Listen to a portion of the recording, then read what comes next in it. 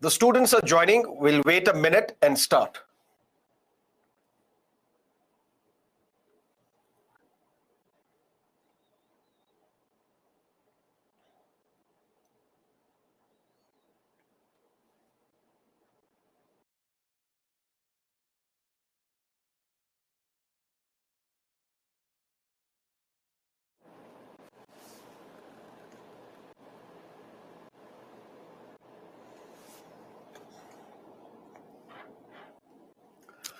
Hello, good morning, and welcome to Byju's Exam Prep.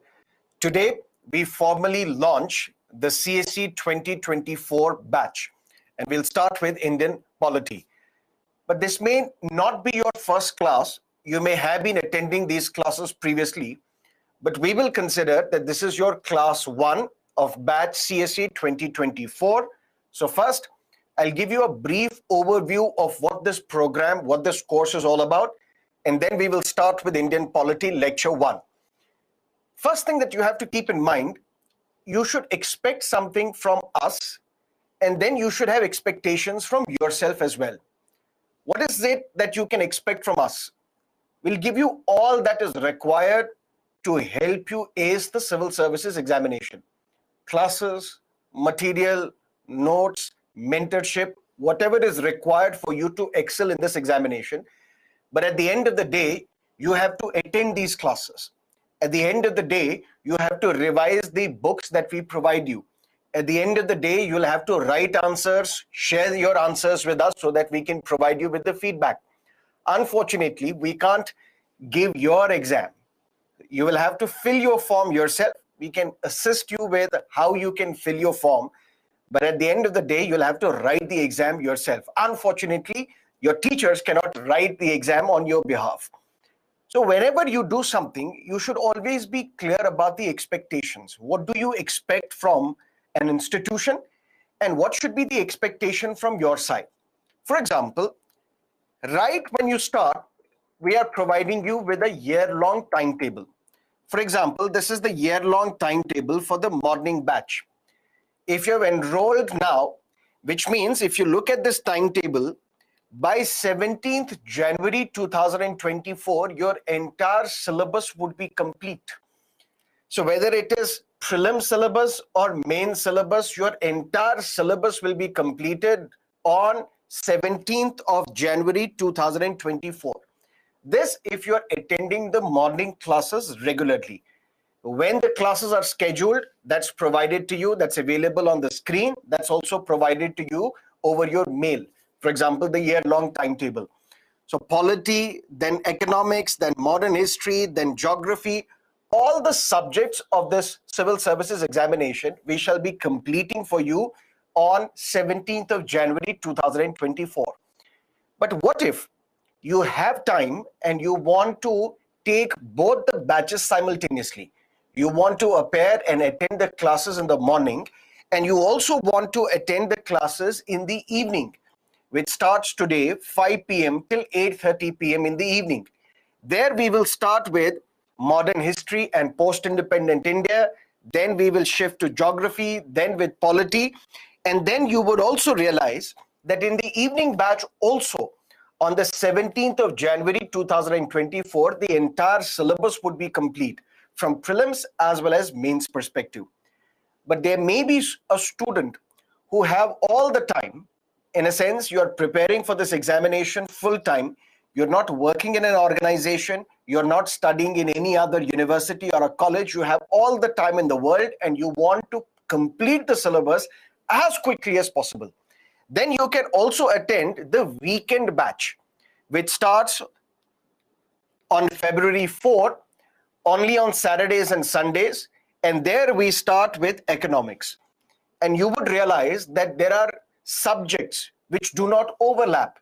In a sense, in the morning, we will study polity. In the evening, we'll study modern history. Over the weekend, we will study economics, which means if you have time and you can attend all the 3 batches at the same time, which means in 1 month, your 3 major subjects would be complete. But that may also be a big burden on your shoulders, which you may not be in a position to handle. So what I would suggest, you only pick one batch, whether it is morning or evening or the weekend, and stick with that batch. For example, if you're attending the morning class today, stick with the morning schedule for your entire course duration. And you would realize that in morning, we will complete the entire syllabus by 17th of January. But if you have time, you may take up morning as well as evening batch. If you have time, you may take up morning, evening, as well as the weekend batch. But I would suggest that you stick to one batch and stick it for the entire duration. That's number one. Number two, apart from this, as soon as the class ends, we will give you an additional reading material in question and answer format, which is like, for example, you're attending an offline class. The teacher is teaching a particular concept, but there are good students in the class who ask very good questions, genuine questions, intelligent questions. What we do, we pick these important questions that have been asked by the students in the live class, and in a question and answer format, we give you a document at the end of the class that is known as additional reading material. So once the class is over, go through the annotated PPTs. For example, whatever I'm writing on the screen, we save it and we give it to the students. It's available on the app. Number one. Number two, once the class is over, you are given an additional reading material as well. Please go through that material as well in a question and answer format. That's going to help you. How? If you're attending an offline class, you are benefited from the wisdom of a teacher. The teacher is delivering content. But there may be 10, 20, 30 students who are intelligent students in the class who ask very good questions. So in this class, you are benefited not only from the wisdom, by the wisdom of the teacher, but also the wisdom of the other good, intelligent students. That's the kind of benefit we want to provide students in an online class as well, because you do not interact with other students. But these good 10, 20, 25 questions that appear in the live class, we pick these questions, and in a question and answer format, in an additional reading material, we give you this document so that the benefit of an offline class is also given to you in an online class. You are benefited from the wisdom of 10, 20, 30 good, intelligent students in a live class as well. Clear? And then we also give you books. Some standard 17 books are provided to you. So whether it is the live class, live lectures, morning 6 to 9:30 a.m., then additional reading material, then the annotated PPTs and the books that we provide you. After that, from content perspective, you don't need anything. Your content is clear, which means after that, you have to revise. After that, if you have doubts, you have to speak to the mentor. After that, if you have any confusion, you can write a mail to the teachers as well, and they will reply. But then what about current affairs, which is an important, a significant component of your civil services syllabus? For current affairs, every Tuesday and Thursday, we have live classes. For example, Tuesday from 8:30 to 10:30 p.m., Thursday 8:30 to 10:30 p.m. What do we do? What do we cover in these two live classes in a week? We cover current affairs. But how do we cover current affairs? Tuesdays are specifically focused on the prelims exam. So prelim specific content will be given to you in a Tuesday's live webinar, 8:30 to 10:30 p.m. What are the sources that we cover? Any source which is relevant for the exam, whether it is the Hindu newspaper or the Indian Express, Yojana, Kurukshetra, PIB, any source that is relevant for this exam. We cover all these sources so that we give you prelim specific content on Tuesdays. But Thursday's webinars are split into 4 areas. The first Thursday of the week will be focused on GS1 and GS2, but from mains perspective. Because you would know that prelims examination, UPSC focuses on 2 things, facts and concepts. Whether you have factual understanding about a particular topic, whether you have the conceptual clarity about a particular topic, That is something that UPSC tests you on, whether you have the factual knowledge, whether you have the conceptual clarity. When it comes to the mains exam, UPSC focuses on two things: whether you can elaborate whatever you have studied for your prelims exam, whether you can analyze whatever you have studied for the prelims examination. Which means prelims is about two things: facts and concepts. And mains exam is about two things: elaboration and analysis of the same facts and concepts that you've studied for your prelims examination. So our Tuesday's webinars will be focused on facts and conceptual clarity, which is required for your prelims examination. And Thursday's webinars will be focused on the mains examination, where the first Thursday of the week, we will cover current affairs from the mains perspective relevant for GS paper 1 and 2. Second Thursday of the week, we will cover current affairs from the mains perspective relevant for economics and many other subjects which are part of GS paper 3. But the third Thursday of the month, we will be specifically focusing on environment and ecology, science and technology, because look at the trend of the questions that appear in the civil services examination. There is, over a period of time, a strong domination of environment and ecology and science and technology when it comes to not only prelims as well as the mains examination. So the third Thursday of the month, we will be specifically focusing on the current affairs relevant for your mains examination from two important areas: environment and ecology and science and technology. And the fourth Thursday of the month is specifically focusing on answer writing.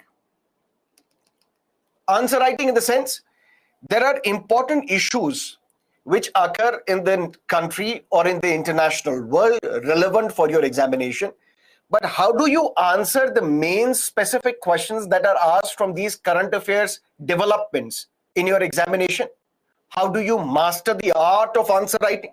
Because my dear, mains is all about answer writing. In prelims examination, there is a question given to you, and then there are four options. All you have to do, pick the right answer or pick the most appropriate answer. But when it comes to the mains examination, you will have to write your answer, descriptive answer, in 100 words, 150 words, 250 words, depending upon what the UPSC is asking you. So you will have to write your answer. And that becomes challenging because that's an art that you will have to learn. What does that mean? For example, today, if I ask you to write an answer on constitutionalism, for example, a concept that we will study today, constitutionalism, maybe you will not be in a position to answer that question. Write even 50 words on this topic. But once you're attending these classes on a regular basis, once the polity batch is over, you will be able to write 4, 5, 6 pages on this concept called constitutionalism. But there lies the challenge. The challenge is UPSC tells you answer should not be more than 250 words or answer should not be more than 150 words. So you have a lot of knowledge now. Now what you have to do, you have to restrict it and write an answer in less than 250 words. So you should know what to include, what to exclude. You should know whether the answer should be in paragraphs or in point format. You should know whether some politically controversial statements can be written in the examination or not. You should know whether you can name important political leaders in your answers. You should know whether your personal political bias should be reflected in your answers or not. That is an art that you will have to learn. And that is why our fourth webinar of a Thursday of a month is dedicated to writing answers on current affairs topics relevant for your mains examination. And then the most important thing, two things: knowledge and application. First and foremost, your idea should be to gather and gain knowledge and information. Because unless and until you gain knowledge and information on all the subjects that are mentioned in your syllabus, on all the topics that are relevant for your examination, but that is only one part. Then you will have to apply your knowledge as well. Apply in the sense, because you are preparing for a competitive exam, you have to do well, but you have to do better than others. because this is a competition. And in this competition, you have to defeat others as well, whether good or bad, but this is a competition after all. So there lies the challenge. Whether you are able to prepare for the prelims exam, whether you are on the right track when it comes to the prelims exam, whether you are on the right track when it comes to the mains examination. For that, practice is the key. And that is why we have weekly tests. What are these weekly tests? For example, Monday to Friday, in a morning batch, in Indian polity, all the concepts and topics that we will discuss, we will study. On a Saturday, we will have 20 MCQs in the form of a weekly test. You will have to answer those questions. These questions will be available on the app. So whatever concepts, topics we will study in a week, that forms the basis of your weekly test. And 20 questions will be asked, 20 MCQs will be asked from the topics that we are covering in a week, so that you are preparing for the prelims examination, so that you're ready for the prelims examination. But what about mains examination? Same topics and concepts that we study in a week. That forms the basis of the 5 descriptive questions that we give you on a Saturday, which will help you prepare and ace the mains examination. So please take these weekly tests seriously. I beseech you, I urge you, please take these tests seriously, because you are gaining knowledge. But unless and until you are gaining knowledge required for this examination, it becomes irrelevant. You have to gain knowledge, but then you'll have to also ace the examination. You have to gain only that much knowledge which will help you ace the prelims and the main stage. For that, please take these weekly tests seriously. Once you start, you may not be able to write a good answer. You may not be able to write a beautiful answer, but then you'll have to start. Once you learn over a period of time, you will master this art of answer writing, and that is the time, that's the day when you are ready for the mains examination. So don't give me this excuse that, sir, I don't know how to write an answer. I've understood your classes, but I don't know how to structure my answer. You would not know that right at the beginning, but then practice. And practice, practice, practice, that is going to help you in your mains exam, because it is important to make mistakes now rather than making mistakes in the real examination. I'll give you an analogy. For example, you have to learn the art of driving. You have to drive a vehicle. You have to drive a car. Once you start, it becomes difficult for you to drive the car smoothly. For example, the instructor next to you will guide you. This is accelerator, this is brake, this is clutch, assuming it's not an automatic car. This is the indicator, this is the wiper, this is the dipper, turn left, turn right, don't do this, don't lift your feet from the pedal instantly, otherwise the car will stop. And you realize in your first, second, third, fourth, or fifth interaction that you will never be in a position to drive this car on a highway because it is too difficult for me. But what do? You practice, you learn, and over a period of time, you become an expert. You're zooming past on a highway, overtaking the irritating tippers as well. That's the art of learning. So initially, it will be difficult for you to write a good answer, to write a cogent answer, to write a brilliant, beautiful answer. But please practice. Share your answers with us. We shall evaluate, and we will tell you exactly what you should have written, what you should not have written, how you should have structured your answer. Because unless and until you know how to put your knowledge across and convince the examiner that you know everything about the topic that you are asking, about the question that you're asking, it becomes irrelevant then, right? So what do? You have some expectations from us, and you should have some expectations from yourself as well. We will give you classes, and to the best of our capability and ability, we will ensure that we will give you the best standard lectures. Best standard lectures in this country, so that you're able to understand these topics brilliantly. Then an additional reading material, annotated PPTs, books. This forms the basis of your content, and then you'll have to apply it in the form of weekly tests, which will be focused on prelims as well as mains. And then over a period of time, when the time comes, we launch the prelims test series and then the mains test series. Prelims test series and mains test series, where you will be competing with 50,000 other aspirants. And then you will decide, and then you will realize where exactly do you stand in this examination. That is what we provide. And at any point in time, if you have a doubt, please reach out to the mentors via the mentor helpline. These are experts. They will resolve your doubts to the best of their capability so that we leave no stone unturned, as the cliche goes, and we will help you ace the examination. If you have any questions on this, please let me know. I'll give you 5 minutes. All the questions, any questions that you have on whatever we have discussed as of now, shoot your questions. I'll be more than happy to answer. Then we will formally start Indian polity. Questions, please.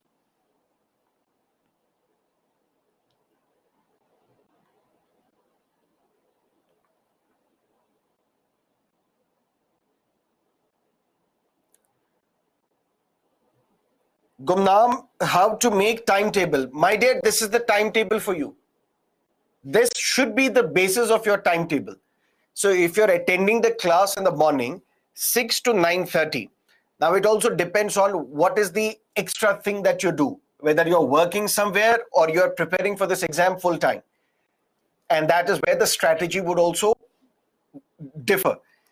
If you are preparing for this exam full time, once you have attended this class 6 to 9:30, all you have to do, revise it, watch our Hindu newspaper analysis on YouTube. That will cover your current affairs. Revise whatever we have studied in the morning. Then focus upon your optional for 2.5 hours. That should be your timetable for the day. Which means, for example, this is the morning batch timetable. If you are attending these classes regularly and are attentive in the class, once we complete polity, and you have also revised polity after the class, after each class, which means on one hand, we are covering polity, completing polity, and on the other hand, you are also revising polity. Problem solved. Similarly, next time, after the polity, we'll have economics. So study economics, and at the same time, once the class is over, every day once the class is over, revise the same topics that are covered in the class. So on one hand, the syllabus is complete. On the other hand, your revision is also done. Your first revision is also done. And you have to keep in mind that you have to revise at least 5 to 7 times. At least 5 to 7 times revision. Because if you're reading a concept once, it is as good as if you have never read that concept. You have to read it, revise it multiple times. That's when it gets ingrained into your mind.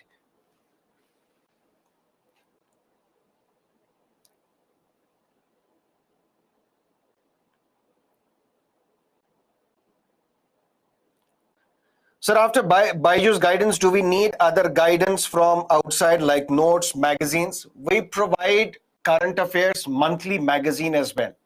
So you don't need anything else.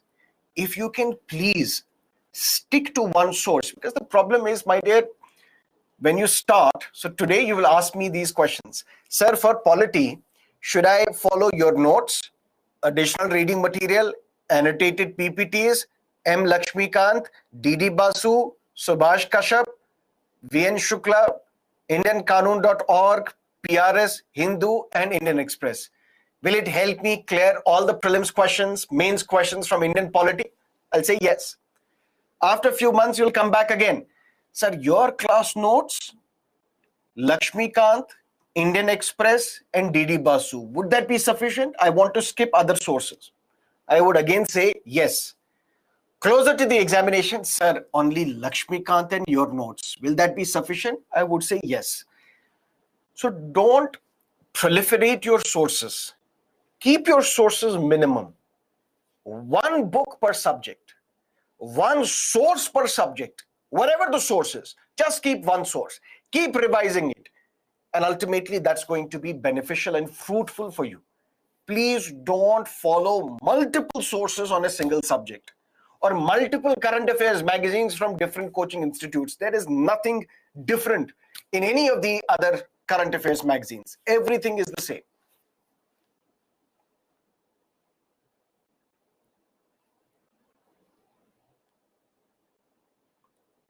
When classes are going on, do I make notes as well? Yes. Whatever we discuss, make notes of it, make the running notes of this. That's going to be very helpful for your revision. In any case, we will give you annotated PPTs as well, but I would urge my students to make running notes of whatever we discuss in the class. I don't have book from Byju's. I have my own book, Lakshmikant. We also give the same Lakshmikant, my dear.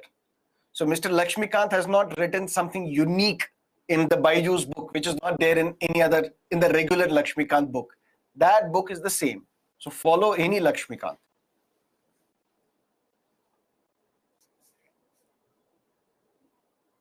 Okay.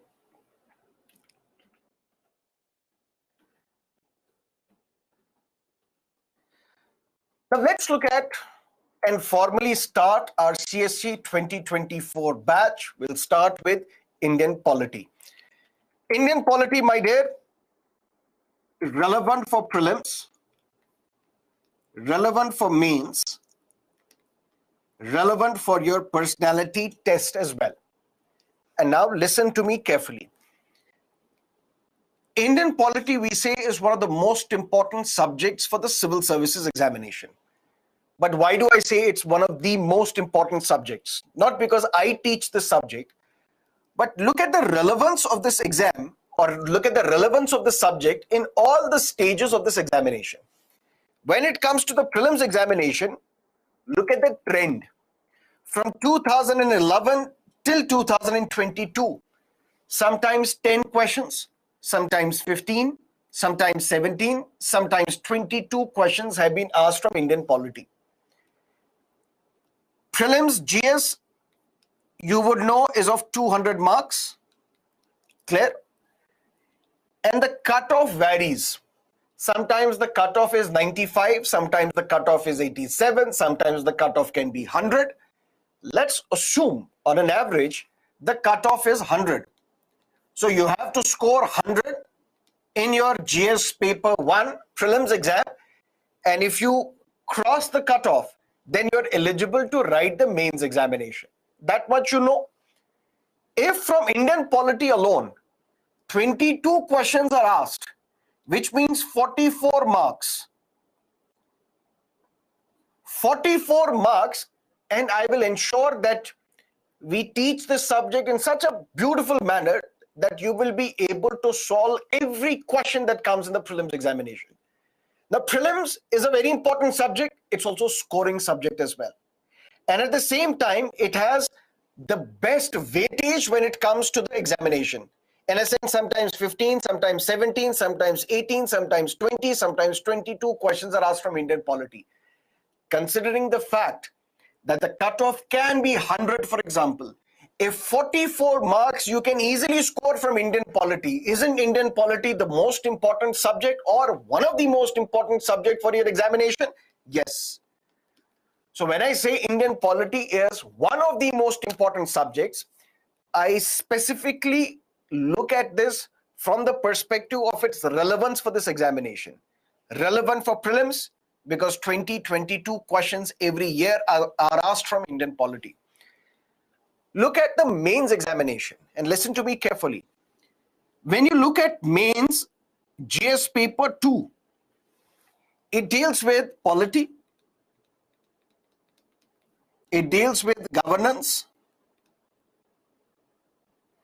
it deals with social justice, it deals with international relations. So GS paper 2 for mains examination deals with polity, governance, social justice, international relations. Today and for the next 23 classes, we will be focusing on polity. Because for governance, there is a separate discussion altogether, separate course altogether. Course in the sense, separate time we will discuss, we will cover governance. So governance is scheduled, for example, ethics and governance from 19th June to 21st July, we will cover ethics and governance together. So governance we will study separately. Social justice, social issues, social justice, essay and disaster management, we will study separately. So in these 24 classes, our focus will be on polity. But GS paper 2 deals with polity, it deals with governance, it deals with social justice, it deals with international relations. International relations also will be discussed and taught separately. Only the polity, what is its relevance for the mains exam? Sometimes 75 questions, 75 marks, sometimes 120, and in 2022, 150 marks worth questions were asked from polity. That is why I say Indian polity is one of the most important subjects when it comes to the civil services examination. Important in the sense, it is important for your prelims exam. Without having the solid control and solid expertise over polity, it becomes difficult, almost impossible to clear the prelims exam. Because 44 marks or even 30 marks, and you can easily score marks in polity. It's a very easy subject, and I'll make it even more easier. Very scoring subject, very important subject. That's why we say it's important. But when it comes to the mains exam, sometimes 150 marks. Every GS paper carries 250 marks. If 150 marks are asked from Indian polity, isn't polity the most important subject for the civil services examination? And your knowledge in Indian polity will help you in your essay as well, and will help you in your personality test as well. For example, essays you're writing, your knowledge of polity, constitution, laws passed by the parliament, verdicts given by the Honorable Supreme Court, it will help you write a better essay. So polity becomes a subject which is relevant for your prelims as well as GS paper 2 as well as essay. And in every personality test, a large set of questions are asked from polity. In a sense, the question can be, for example, yesterday I was having an interaction with a student who is appearing in the personality test. What are the type of questions asked? What is your take on the remote electronic voting machine, which is now the new idea for the Election Commission of India, where remotely the migrants will be allowed to vote without having to travel to their respective states, the state where they are working, the state where they are residing, they can vote there. What's your take on this? What is your take on the current tussle between the executive and the judiciary over judicial appointments? Ideally, how should the judges be appointed? Should there be a role of executive? Should there be a role of the government in appointing the judges? So personality test also, a large set of questions are asked from Indian polity. That is why I say Indian polity is one of the most important subjects. Why? Because it's relevant for prelims, relevant for GS paper 2 mains, relevant for essay, relevant for personality test. So Indian polity is relevant for all the stages of your examination. Clear? So what are we going to discuss in these 24 classes? We will be focusing on Indian polity. We will not focus on governance because that will be taught separately. We will not focus on social justice, that will be taught separately. We will not focus on IR, international relations, because that will be taught separately. We will specifically focus on Indian polity, both from prelims as well as the mains perspective. Now listen to me carefully. You don't have to prepare for prelims first and then prepare for mains. You have to prepare for prelims as well as mains simultaneously. So in these 24 classes, we will complete Indian polity, but we will complete it completely from the prelims as well as the mains perspective. Clear? Done? If Indian polity is the most important subject for the civil services examination, but the fundamental question that you should be asking me, or you should ask yourself, is exactly what do we have to study in Indian polity? What exactly do we have to cover in this important subject? Basically, three things. Number one, the Constitution of India. Constitution of India starts with preamble, then union and its territory, then citizenship, then fundamental rights, then directive principles of state policy, then fundamental duties, then union, states, union territories, panchayati raj institutions, elections, judiciary, everything. So constitution is first thing that we have to focus on when it comes to Indian polity. But listen to me carefully. Constitution is to be studied by law graduates as well. Constitution is to be studied by those who have law as the optional for the civil services exam. Constitution is to be studied by our politicians as well. And Constitution is to be studied by the civil services aspirants as well. But civil services is basically a generalist exam. Generalist exam in the sense, it is not a specialist exam, it's a generalist exam. What is the difference? An aspirant preparing for the civil services exam, listen to me carefully, because this is where the students, they get confused and they don't know exactly what is required for this examination. Because once you know what is the exact requirement of this exam, then there is no power on earth that can stop you from clearing this examination. But you should know what to expect in the examination. This is a generalist civil service, which means an aspirant preparing for this exam should know polity as well, geography as well, economics as well, international relations as well, history as well, art and culture, ancient, medieval, world history, post-independent India, ethics, disaster management. Now, is it possible for one individual, with hand on your heart, tell me, is it possible for an individual to be expert in polity, economics, geography, history, disaster management, in all these subjects? No. UPSC also knows this. So UPSC is not expecting that these aspirants who are preparing for this exam, they will be experts in all these subjects, because it is not possible. When it is not possible, that cannot be the expectation either. So you don't have to be an expert on Indian Constitution. You don't have to be an expert. You should know the provisions of the Indian Constitution relevant for the civil services exam. But how do we know what is relevant for the civil services exam? For that, there is one document that you must repeatedly go through. And that is previous year's question papers.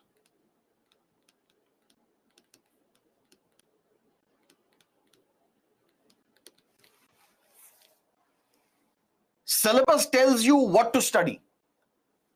Previous year's question papers will tell you how to study. So the question on Indian polity from Indian Constitution, what type of questions have been asked? For that, please go through previous year's question papers, both prelims as well as mains examination. And you will realize that you don't have to be an expert. You just need good, solid, brief outline about Indian Constitution. That is all that is required for you to ace the examination. So you don't have to read the entire Constitution. You have to read those portions which are relevant for this examination.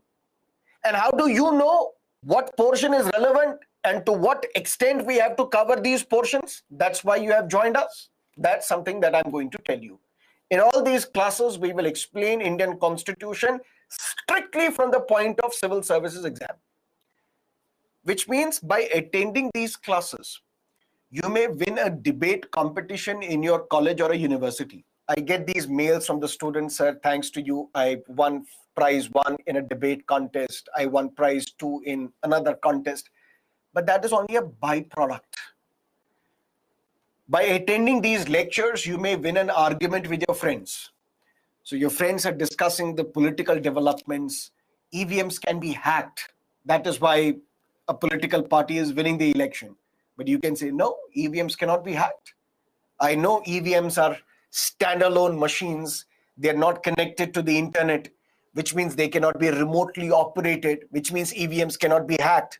So your friend would be surprised. How do you know all this? I know, because I'm a well-informed citizen of this country, because you're not telling him that you're also preparing for the civil services exam. but that is a byproduct. By attending these lectures, you may win a debate contest in your college or a university. You may win an argument and impress your friends. You may win an argument with an irritating uncle in your neighborhood, but that's only a byproduct. You have to study as much Indian polity as will help you ace the examination. Nothing more, nothing less. So strictly keep your mind aligned with the requirement of this examination. Don't deviate. When I say don't deviate, I'm telling you from my experience. After guiding students for the past decade, there are students who get so involved in Indian polity that they start neglecting all other subjects. They are studying only Indian polity and becoming experts in Indian polity. Irrelevant, my dear. It's a beautiful subject, but then you don't have to neglect other subjects. Because unless and until you have good understanding of all the subjects of this examination, you cannot clear this examination. That is why you don't have to discriminate. You have to give attention to each and every subject. But for Indian polity, what is it that you have to study? 3 things. Number 1, the Constitution of India, but not the entire Constitution in great detail and great depths as someone from a law university would do. No. But Constitution strictly from the civil services examination point of view. And how do you know that? That's why you have joined us. I'm going to tell you. Second, the laws passed by the legislature. For example, a law was passed by the parliament known as Citizenship Amendment Act 2019. We'll have to read that. A law was passed by the parliament, Aadhaar. We'll have to read that. A law was passed by the parliament known as Child Labor Abolition Act. We'll have to read that. So Indian polity, number 1, it's one of the most important subjects for the civil services examination. And when we say important, how can we judge the importance of the subject? Because Indian polity is relevant for prelims, GS paper 2 mains, essay, as well as the personality test. Which means in all the stages of this examination, Indian polity is relevant. That is why it is important. Okay, we understood that it is very important. Otherwise, we would not be studying Indian polity. So Indian polity is important. But now please tell us, what is it that we have to study in Indian polity? My dear, 3 things. 1, the Constitution of India. Number 2, the laws passed by the legislature. Legislature means a body which is responsible for making laws. Now, which is the body which is responsible for making laws? At the central level, we have the parliament, the temple of India's democracy, Lok Sabha, Rajya Sabha. In the states, we have the state legislative assemblies. These are what we call legislatures.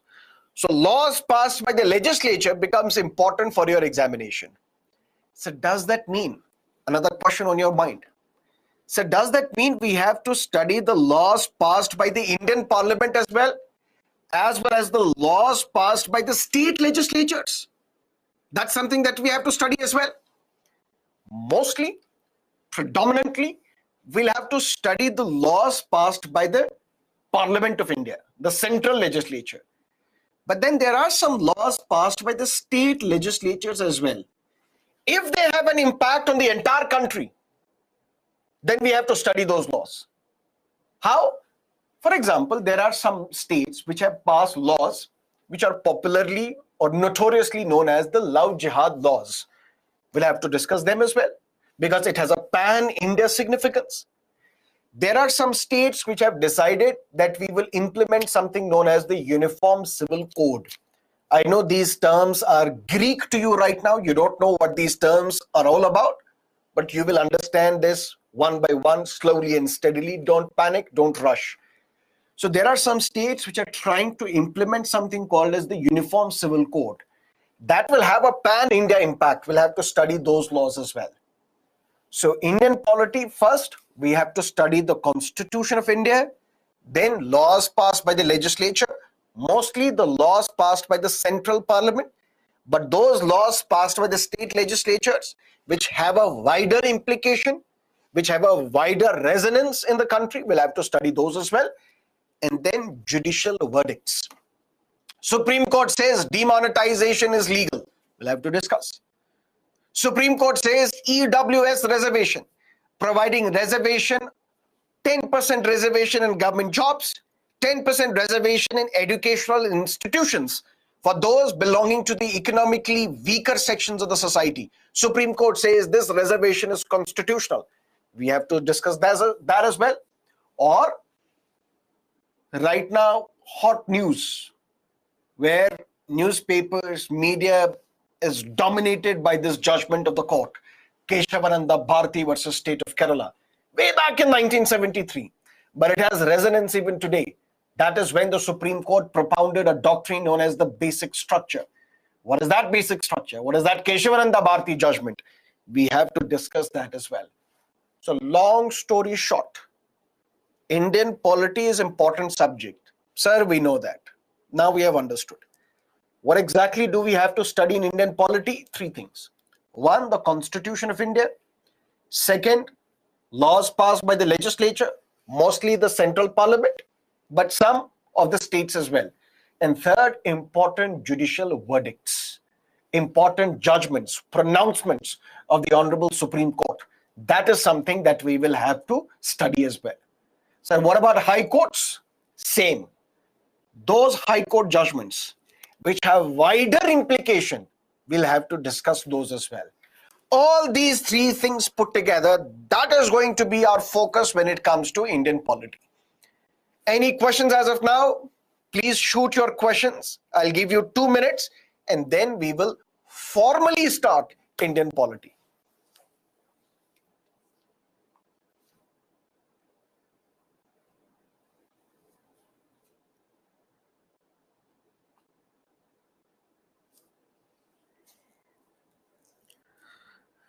Got it.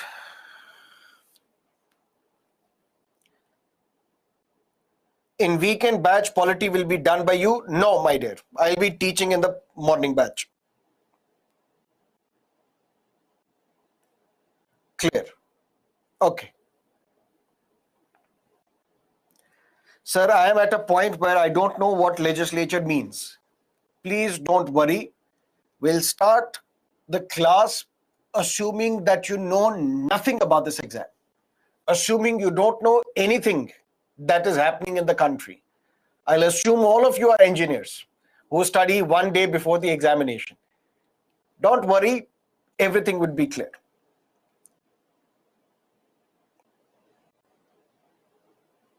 Okay. Now, if polity is important, if this is something that we have to study in Indian polity, these are the three areas. But exactly what should we follow? What sources should we follow for Indian polity? For that, there are lots of sources available in the market. There is a book by Mr. M. Lakshmikant, D.D. Basu, Subhash Kashyap, V.N. Shukla. Then there are websites such as PRS Legislative Research, IndianQanun.org. Then we have newspapers such as the Hindu, the Indian Express. Then we have various other portals as well. Sir, what exactly should we follow for Indian polity? If you're attending these classes regularly, attend the classes. Second, make running notes of whatever we discuss in the class. Take a look at the annotated PPTs.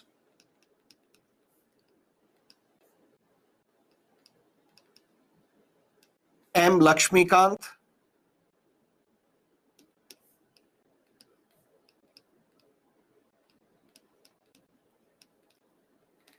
Newspaper. These are the sources that you have to follow. Forget about D.D. Basu. Forget about other books. Forget about other websites. Don't follow anything. If you have time, you can follow these two NCERTs. Class 11th NCERTs, Political Theory and Indian Constitution at Work. If you have time, you can follow these two NCERTs. If you don't have time, don't worry. I would ensure that my classes would have content from NCERTs, Subhash Kashyap, V.N. Shukla, IndianQanun.org, PRS Legislative Research, from various other documents, from various other books. There are some brilliant books that are to be studied by the teachers, but not by the students. So I will ensure that my classes would cover all the important sources. But at the end of the day, you have to take a look at the annotated PPTs, make running notes of whatever we have discussed in the class, and all the topics that we discussed today. Let's say, for example, today we discuss preamble. For example, once the class is over, read preamble from Lakshmikant. Similarly, if today we discuss the office of governor, once the class is over, read the office of governor chapter from M. Lakshmikant. So whatever we study in the class, read the same portions from Lakshmikant. That's it. Plus a national newspaper, which can be the Hindu, which can be the Indian Express. Now, sir, do I follow Hindu or Indian Express? Both are equally good newspapers. Sir, I like Indian Express better. Read it. Sir, I like the Hindu better. Read it. Read any of these two national newspapers. Sir, I like Times of India better. I know why you like Times of India better, but don't read it. It's a masala newspaper. The Times of India would tell you by reading Times of India, you will understand what is the nickname of Hrithik Roshan, but you may not understand what is Keshavaranda Bharati verdict. So you have to look at a newspaper which is relevant for your civil services exam, which is best aligned with your preparation. For that, choose between the Hindu or the Indian Express. Both are equally good. If you want to choose one, which can be the Hindu or Indian Express. Clear? Plus, every week on Saturday, 8 p.m. onwards, I take a session on YouTube, Polity This Week, where even if you are not reading newspapers regularly, but I will cover all the important polity-based current affairs and we will discuss it once a week on Saturday, 8 p.m. onwards. That's something that you can follow for current affairs as well. Clear? So don't read multiple books. Lakshmikant is the worst book written on Indian polity. Sir, can you say it again? It's the worst book written on Indian polity.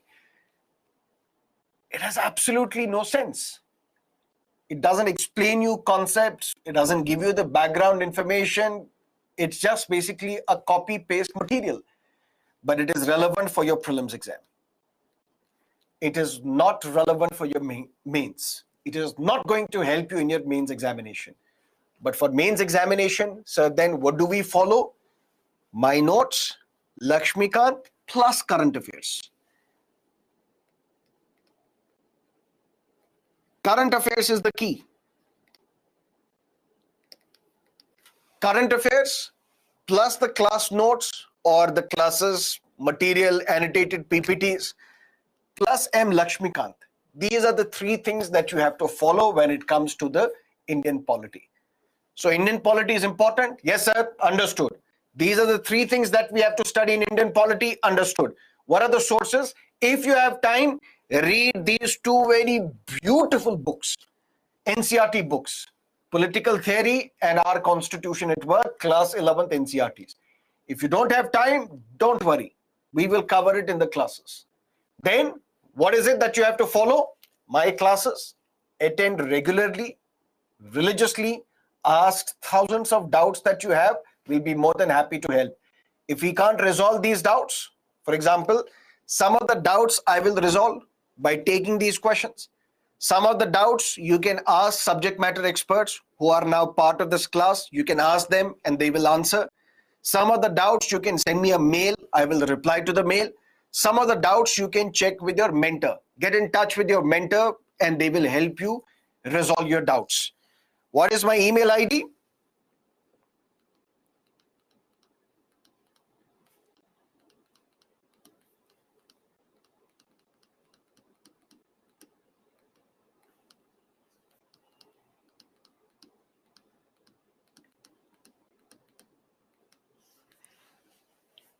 There's a dot here. I will reply for sure, but I may be late in replying. You may expect a delayed reply, but I will reply for sure. Clear? Done? 100%? Let's look at, and let me tell you the third time, let's formally start Indian polity. Because if constitution is something that we have to study for the civil services exam, we should first have an understanding of what is a constitution. So what is a constitution basically? We say constitution is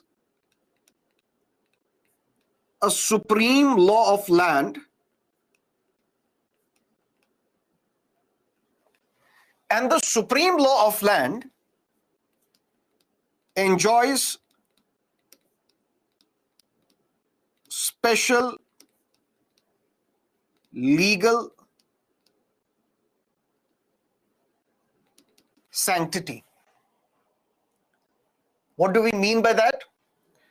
Let's say, for example, if we look at a hierarchy, at the top of the hierarchy, we have the Constitution of India.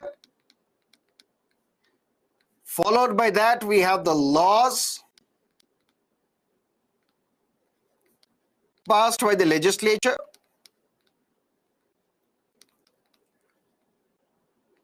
Followed by rules issued by the executive.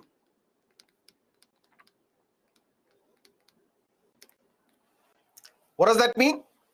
Legislature is Parliament of India, a body which is responsible for making laws. Clear? What is executive?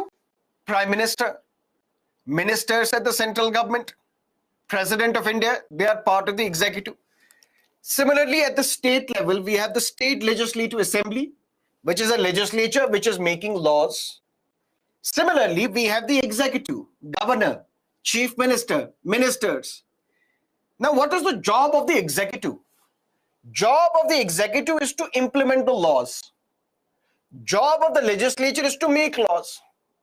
For example, we have a law passed by the parliament, and that law is, let's say, for example, Citizenship Amendment Act.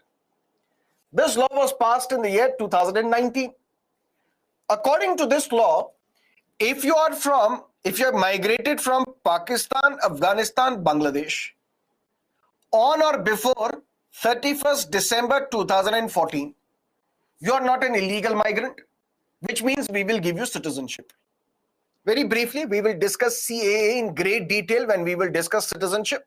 But here the idea is to tell you what is the difference between the legislature and the executive, and why we say constitution is the supreme law of land.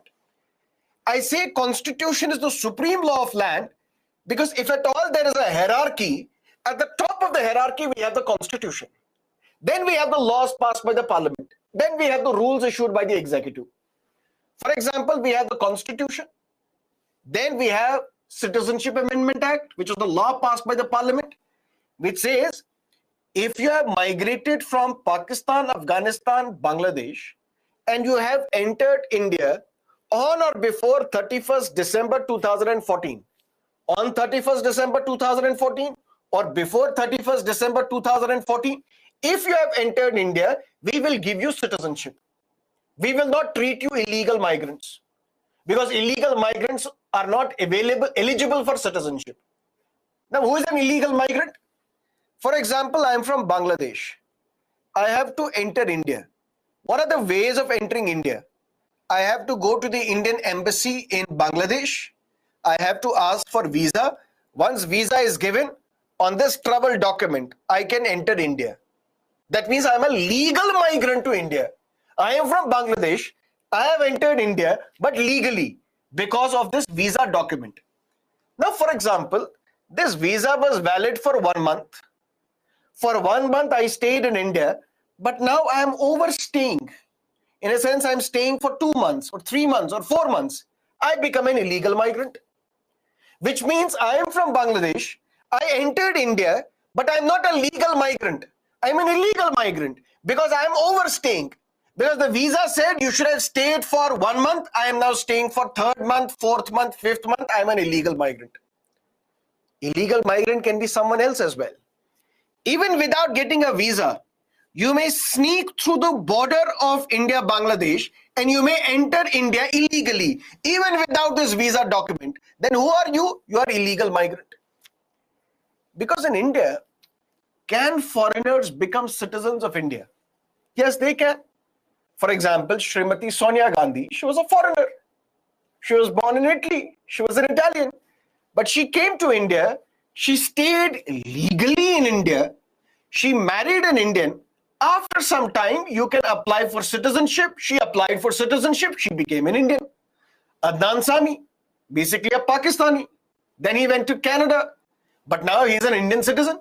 That means foreigners are allowed to become Indian citizens provided they meet some criteria. And what is that criteria? We will discuss that in citizenship.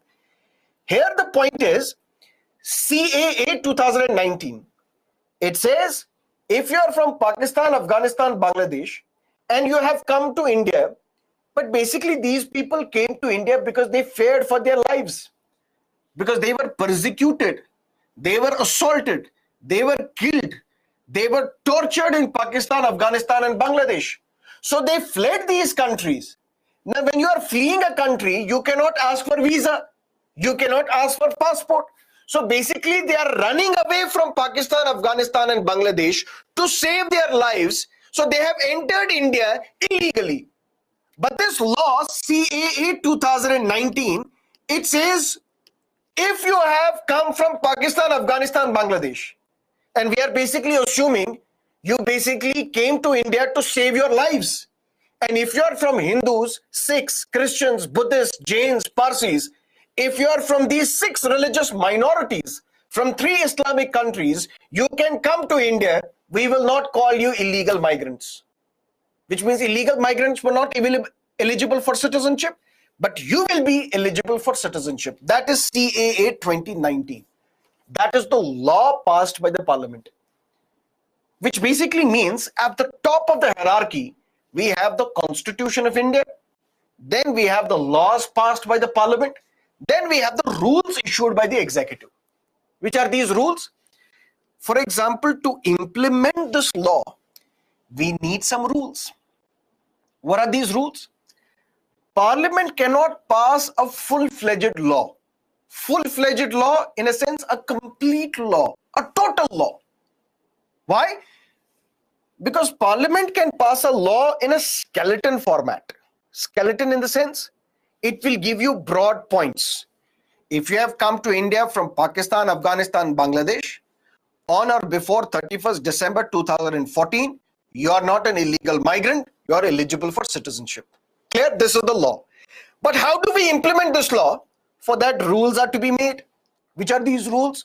For example, how would we know that this particular gentleman has come from Pakistan, Afghanistan, and Bangladesh?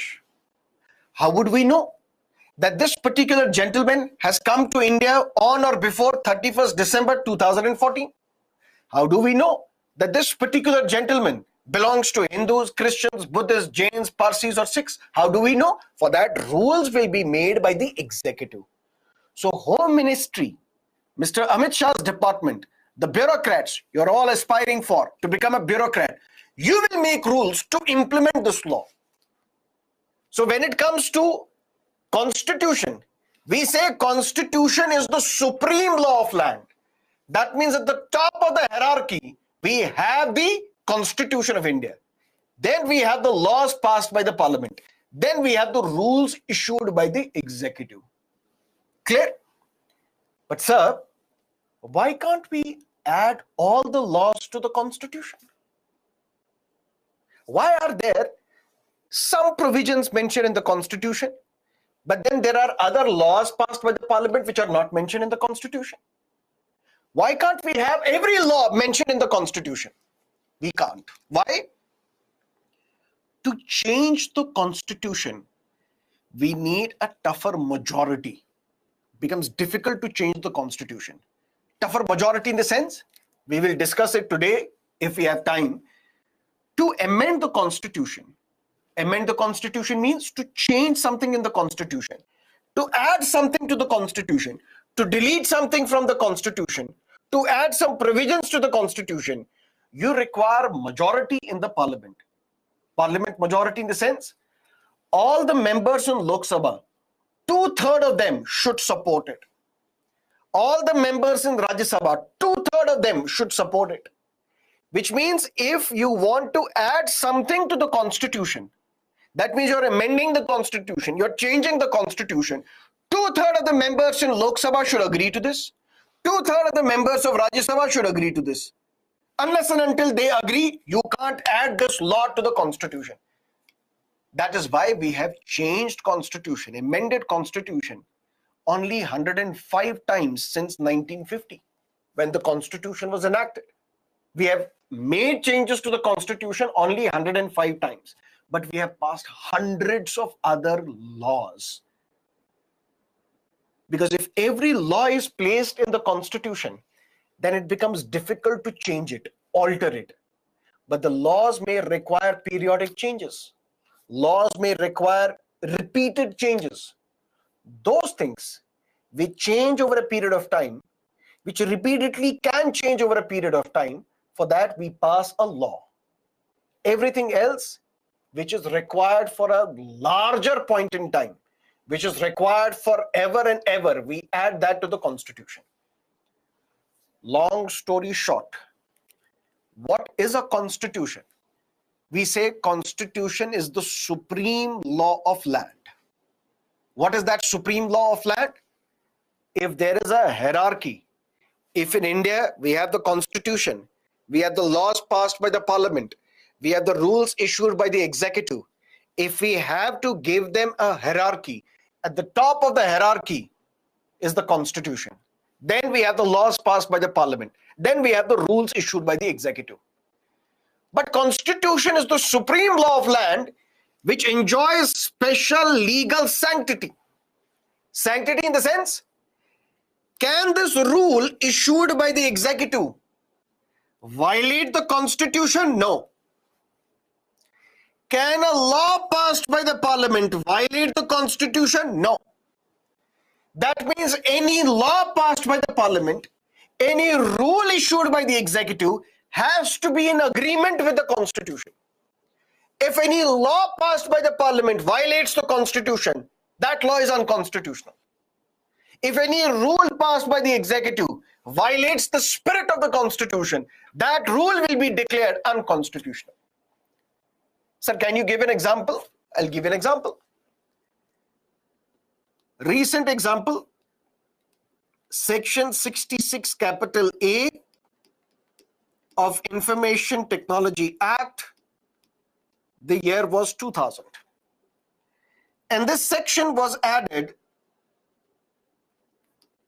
in the year 2008. What does that mean? In the year 2000, a law was passed by the parliament. What was that law? Information Technology Act 2000. Clear?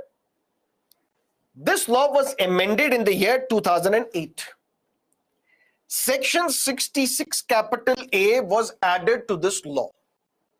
What did this section 66 capital A say? If you are using an electronic device,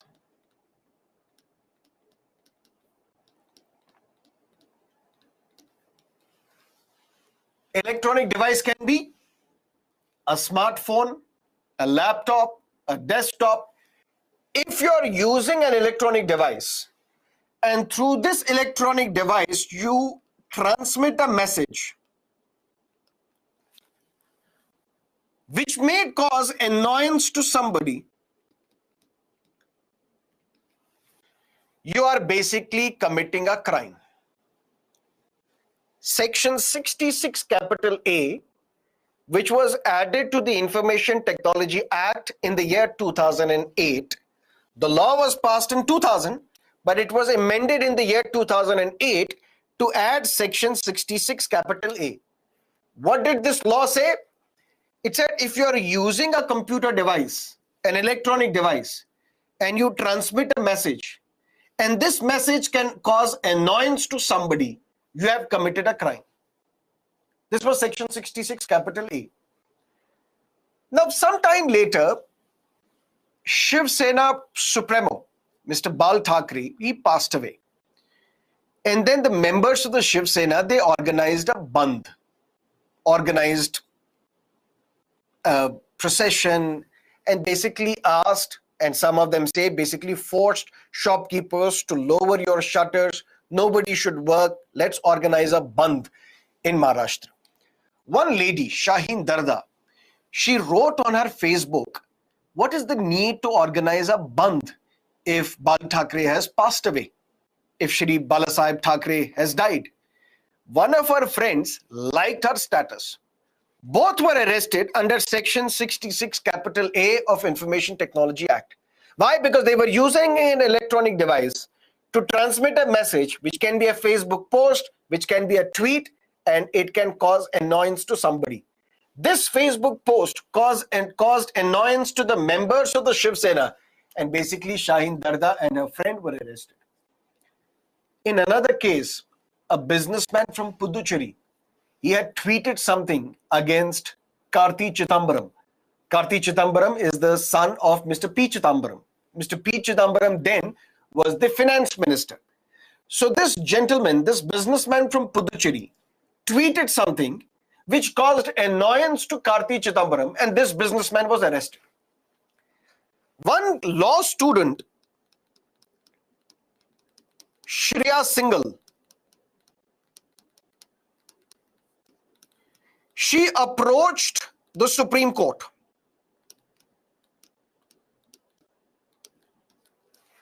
Shreya Singhal approached the Supreme Court and asked the Supreme Court a question. Dear Supreme Court, this Section 66 capital A, which is a law passed by the legislature, it violates the Constitution. The court asked, what provision of the Constitution? Shreya Singhal said, Article 19(1)(a) of the Constitution. What is Article 19(1)(a)? Freedom of speech and expression. Constitution, under Article 19(1)(a) of the Constitution, gives me a fundamental right to free speech. I can say whatever I have to say. I can express whatever I have to express. This Section 66A, which says if you transmit a message which causes annoyance to somebody, isn't truth always annoying to somebody? I'm just expressing my feeling that what is the need to organize a bandh? On this ground, why should I be arrested? Does this not violate my fundamental right to freedom of speech and expression? Supreme Court said, you're absolutely right. This Section 66A violates the fundamental right to freedom of speech and expression, which is mentioned in the Constitution. Therefore, this Section 66A is unconstitutional. Unconstitutional in the sense, now nobody can be arrested under Section 66 capital A. It is not a crime. So can a law passed by the Parliament violate the Constitution? No. Can a rule issued by the executive violate the Constitution? No. Can Constitution violate a law passed by the Parliament? Yes. Can Constitution violate a rule issued by the executive? Yes. Constitution is supreme. Constitution is the supreme law of land, which means at the top of the hierarchy we have the Constitution. And this supreme law of land enjoys special legal sanctity, which means neither the law passed by the Parliament nor the rule issued by the executive can violate the Constitution. So the first definition of the Constitution is the supreme law of land which enjoys special legal sanctity. Not just this. When we say Constitution,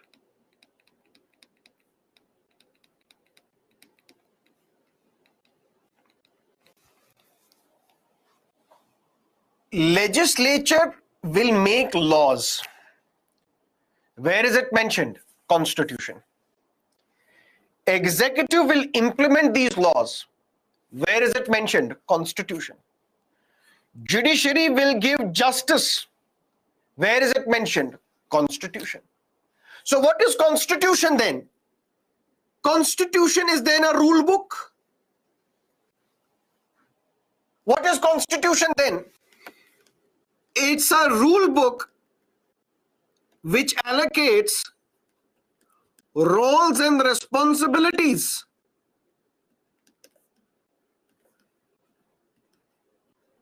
to different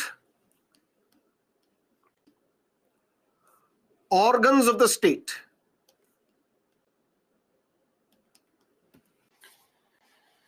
What are the different organs of the state? We have legislature. We have executive. We have judiciary. What should be the role of the legislature mentioned in the Constitution? What should be the role of the executive mentioned in the Constitution? What should be the role of the judiciary, the Supreme Court and high courts mentioned in the Constitution? So Constitution number 1 is the supreme law of land which enjoys special legal sanctity. But Constitution is also the supreme rule book, allocating roles and responsibilities to the different organs of the state. What is the role to be played by different organs such as legislature, executive, judiciary? That is the Constitution. But Constitution is something else as well. Prior to India getting its own constitution, prior to India becoming an independent, we were governed by the laws passed by the British because we were a colony of the British. It was the British Parliament which was passing laws for the people of this country. That's how Government of India Act 1858 was passed. Indian Councils Act 1861 was passed. Indian Councils Act were passed. We will discuss all these acts in modern history. So modern history, where we will talk about developments in India.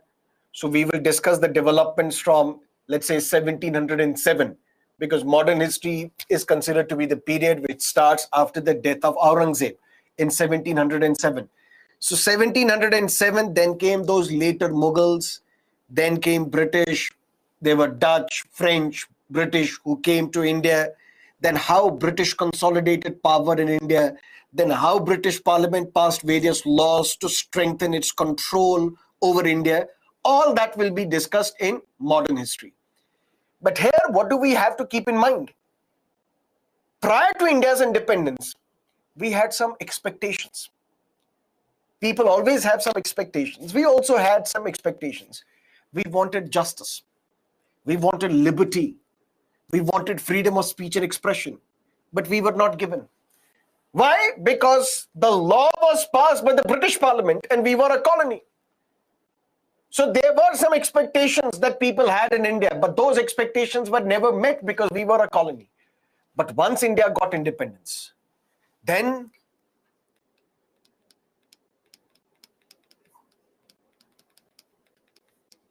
we have something known as, or we had something known as the Constituent Assembly. What is Constituent Assembly? Because in 1946, when Britain said, yes, India can be independent, we will give India independence. But for that, how India will be governed? What sort of democracy will India have? Will President have all the powers, or Prime Minister will have all the powers? What will be the role of the Election Commission of India? How should the finances, how should the revenue between the center and the states be distributed? Basically, long story short, how should the administration of this entire country be governed? For that, we need a rule book, and that rule book is Constitution. So if India has to become independent, how India will govern itself, for that there should be a rule book known as the Constitution. And this Constitution, who will frame? Members of India, people of India. And then a body was set up known as Constituent Assembly, which met for the first time on 9th of December 1946. Constituent Assembly, some representatives of the people of India, they were part of this Constituent Assembly, which means people of India, some of them represented in this Constituent Assembly. Now, this Constituent Assembly had the responsibility to frame the Constitution, to draft the Constitution, to draft this rule book. And these members of the Constituent Assembly, because they were Indians, they realized what are the expectations of the people. So our expectation is treat us equally. Our expectation is give us justice. Our expectation is give us freedom of speech and expression. Our aspiration is give us liberty. All those aspirations were beautifully documented by the members of the Constituent Assembly in framing this Constitution. So Constitution is a reflection of people's faith and aspirations. So what is Constitution?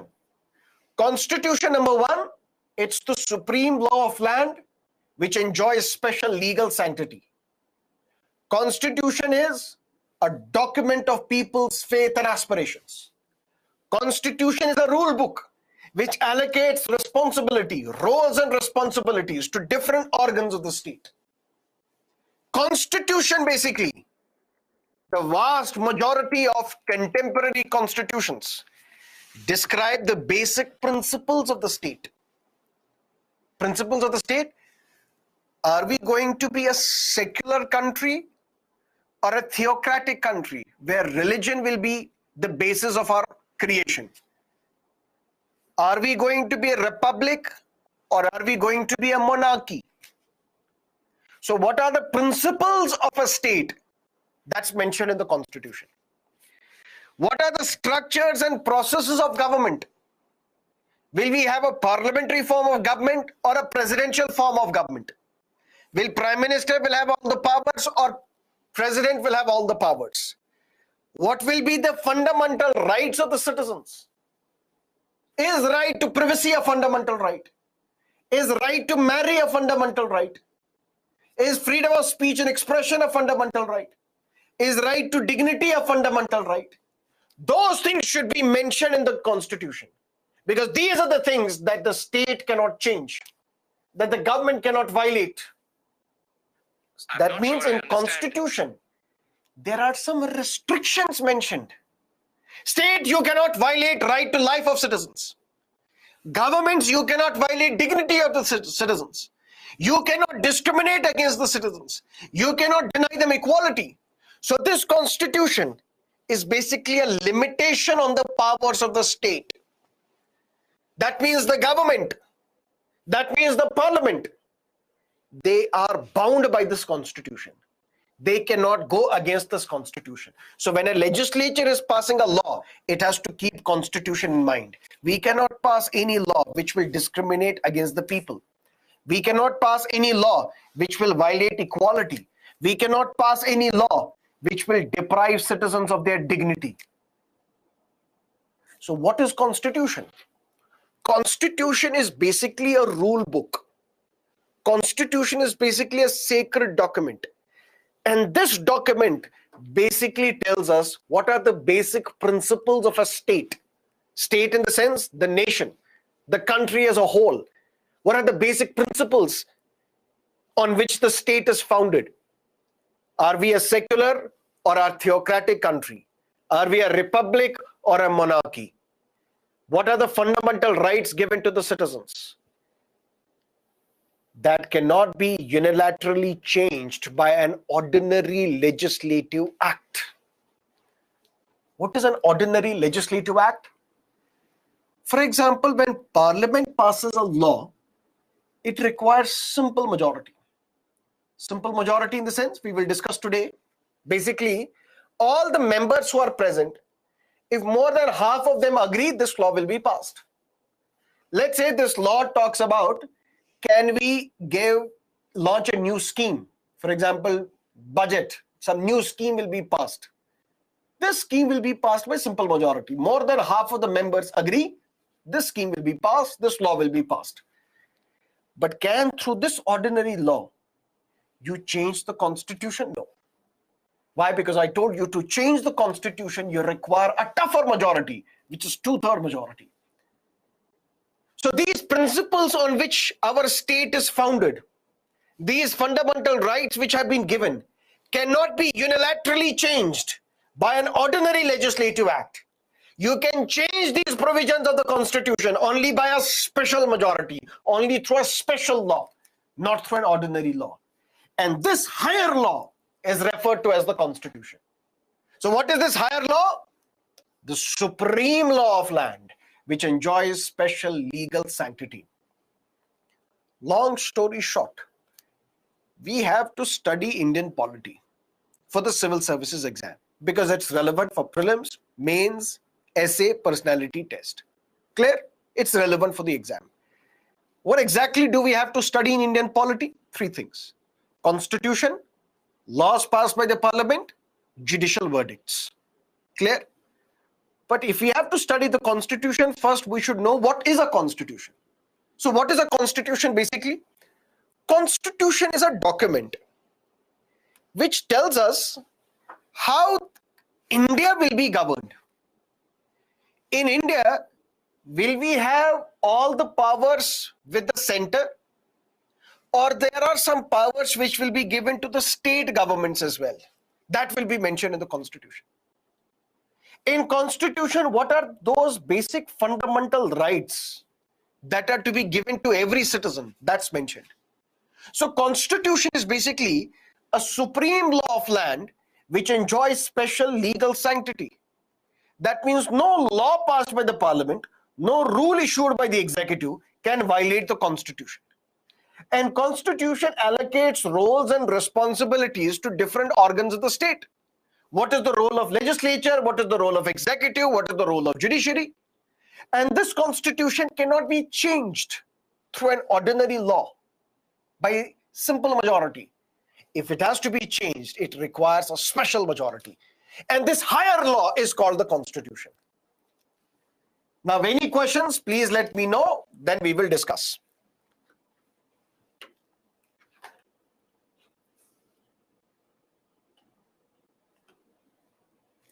Sir, in Shreya Singhal case, Supreme Court declared Section 66A as unconstitutional. But there is a report that police is still filing FIR in arresting people based on this provision. Why is it so?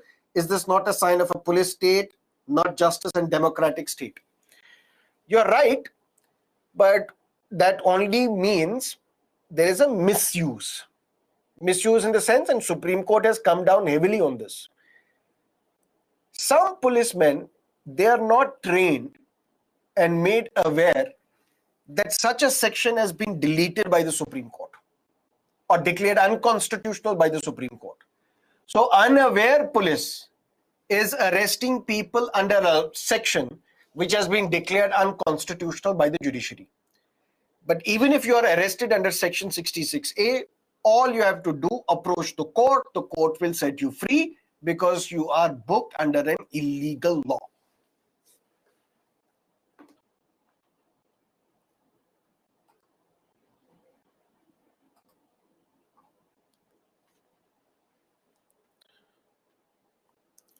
If constitution is super, but how change Article 370 to J&K?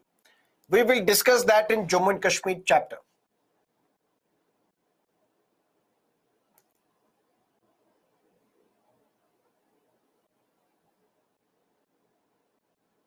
Executive, can you please explain in simple terms? Executive, for example, Prime Minister and his Council of Ministers. They implement the laws passed by the Parliament. They carry on the general administration of the country. These are part of the executive. Simple and special majority, key differences. Again, I'll explain all these majorities today. Shalu, what's your question? Sir, most of the Supreme Court judgment police will not up to date. Why recent case of pregnancy termination? Can you please elaborate your question?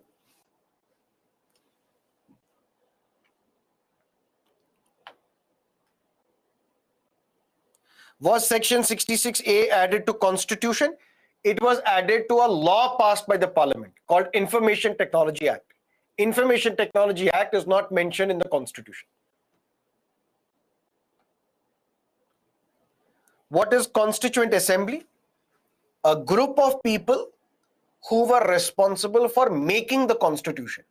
For example, Dr. Rajendra Prasad, Dr. B.R. Ambedkar, Pandit Nehru, Sardar Patel, Maulana Azad, all these were part of the Constituent Assembly because they got together to draft the constitution, to write the constitution. So Constituent Assembly was a group of people who were responsible for making Indian constitution.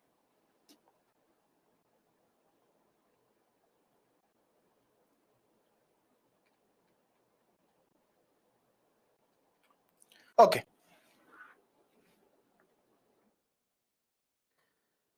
Now, when constitution is something that we know what is a constitution, then there is one category, or there are two different forms of a constitution which you must know. Two different types of the constitution.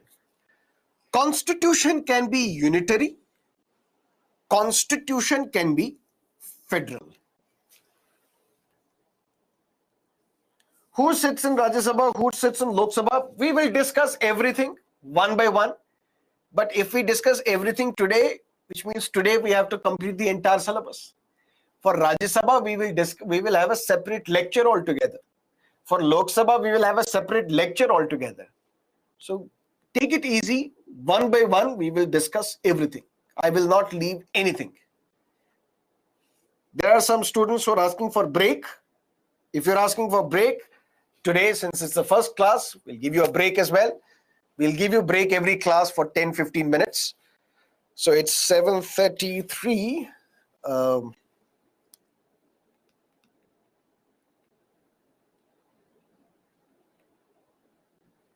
Let's meet 7:47 a.m. because once we start unitary versus federal debate, then I can't leave it midway. I cannot give you further break. So take a break for 10-15 minutes. We'll be back at 7:47 and then discuss the remaining provisions. See you on the other side of the break.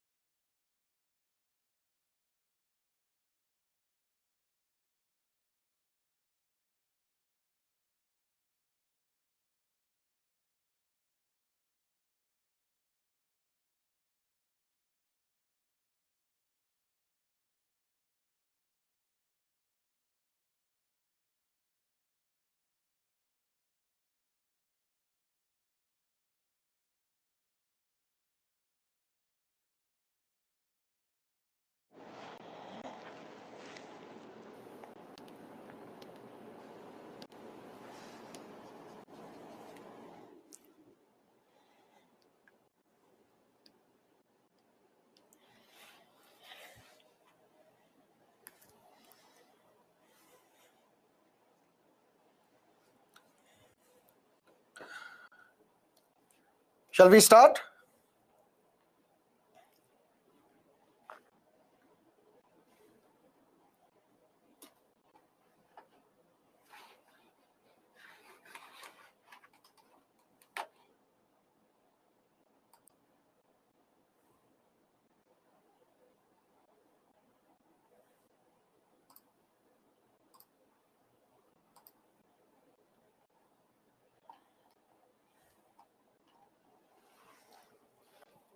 Okay.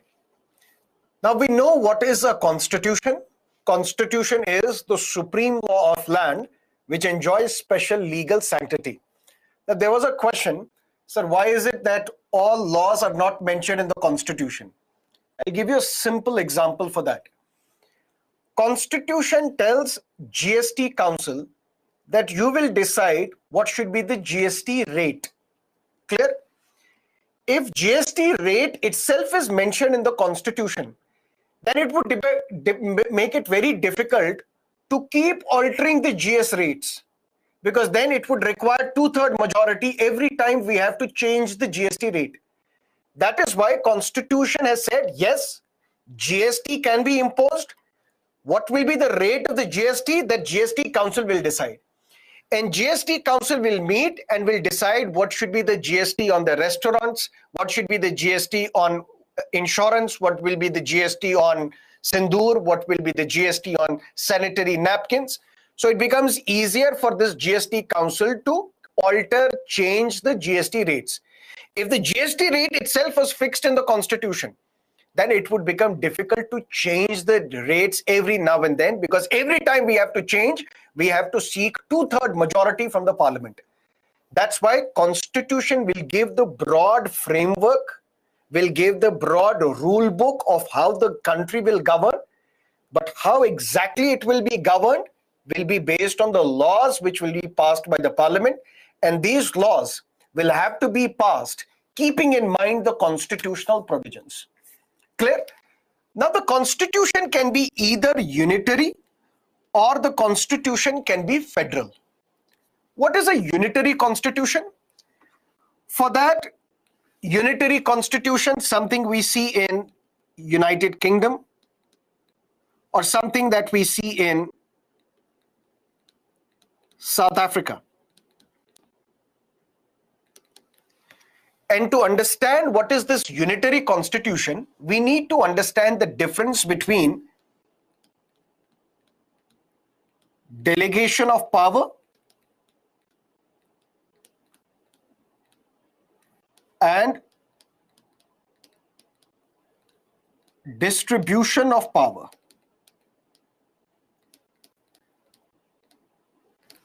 What's the difference? For example, in India, we have 28 states, clear? And then we have a center. That means Parliament of India is making law for the entire country. On what areas? For example, foreign policy will be decided by the central government. For example, banking will be decided by the central government. Insurance will be decided by the central government. Citizenship matters will be decided by the central government. But what will then these states do, 28 states do? For example, Bihar, Uttar Pradesh, Karnataka, Kerala, Tamil Nadu, what will these states do?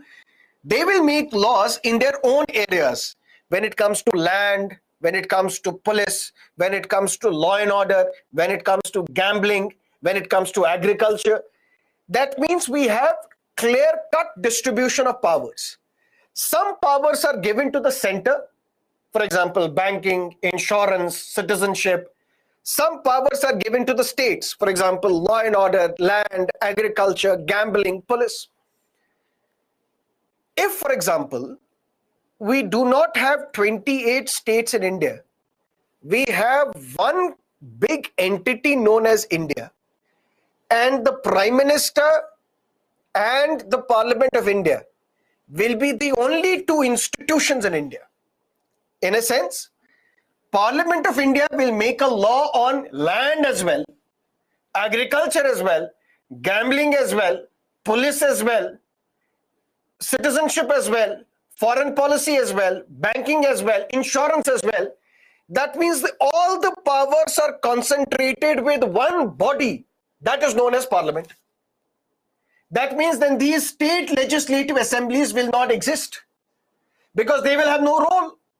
Their role is now given to the Parliament of India, central parliament, Lok Sabha and Rajya Sabha. Lok Sabha and Rajya Sabha will make laws for the entire country, including on land, law and order, agriculture, gambling, so on and so forth. That means in a unitary constitution, all powers are concentrated with the center. All powers are concentrated with the center. That means states do not exist. Or even if state exists, there is delegation of power. There is no distribution of power. What is the difference? For example, I run this class right now, but we have an individual who manages the studio. We have an individual who manages the audio video equipments. We have an individual who manages the lights. We have an individual who manages the screen. We have an individual who takes care of the internet. Clear? So we have clear-cut distribution given. One individual will take care of the camera. The another individual will take care of this device. The another individual will take care of whether the AC will work or not, whether the internet will work or not. So clear-cut, the powers are being distributed. What if it is not distribution of power, it is delegation of power? In a sense, all this is my responsibility. To take care of this class, to ensure that the screen is working, to ensure that the camera is working, the audio equipment is working, the lights are working, the pen is working, the AC is working, the internet is working. Assume that all these are the powers with me and only with me. That means all the powers are concentrated with one individual. I get to decide everything. But it may not be administratively possible as well, because then I have to come very early to ensure the setup, to ensure that the screen is working, to ensure audio video is working, to ensure the lights are working, to ensure the AC is working, to ensure the pencil is working. So to make the class better, smooth and streamline this class, we have different people with different responsibilities. So to govern this class better, we have different areas of responsibility given to different sets of people. That's how we can make this class smooth. That means we have distributed the responsibility. What if it is not distribution, it is delegation? Delegation in the sense, I am the superior body. I get to decide which individual will take care of this pencil, which individual will take care of the camera, which individual will take care of the audio, which individual will take care of the AC and the internet. That means the ultimate power is with me. But I can snatch these powers at any point in time. I can say all these people are sacked. I will take over the responsibility. I will ensure everything works. And if today it is your responsibility to ensure that the screen is working, tomorrow I can give this responsibility to someone else. If today it's your responsibility to ensure AC and internet is working, tomorrow I can give this responsibility to someone else. That means in delegation of powers, power is concentrated with one superior body. And this power is with me. I can at any point in time share this responsibility with someone else. And at any point in time, I can snatch that responsibility as well. That's what happens in a unitary constitution. Unitary constitution, for example, South Africa. Unitary constitution, for example, United Kingdom. United Kingdom, for example, all the powers are concentrated in London. In the sense, we have the Parliament of United Kingdom in London. This parliament makes law for the entire country. We have the executive, which is the Prime Minister and his ministers. Mr. Rishi Sunak is the Prime Minister. He gets to implement the laws passed by the Parliament in the entire country. Does that mean that there are no local bodies? There can be local bodies, but powers to these local bodies are delegated for administrative convenience. Delegated in the sense, some of the powers are given to these local bodies that you take care of sanitation, you take care of law and order, you take care of police. But the real power is still with London. The real power is still with the center. In center, we have the parliament. In center, we have the prime minister and his council of ministers. The real power is with them. But since they cannot govern conveniently, administratively better, they delegate some powers to these local bodies. But at any point in time, they can dissolve these local bodies. At any point in time, they can snatch these powers from the local bodies and they can concentrate all these powers back. That is what we call a unitary constitution. Sir, what is a unitary constitution? First, we know what is a constitution. Yes, sir. Now, constitution can be either unitary or constitution can be federal. Sir, what is a unitary constitution? In unitary constitution, all powers are concentrated in the center. That means in United Kingdom, in center, which is London, where the parliament is situated, where the prime minister and his council of ministers are working, all powers are with them. All powers in the sense, power to make laws, power to implement laws, power to make rules for the entire country.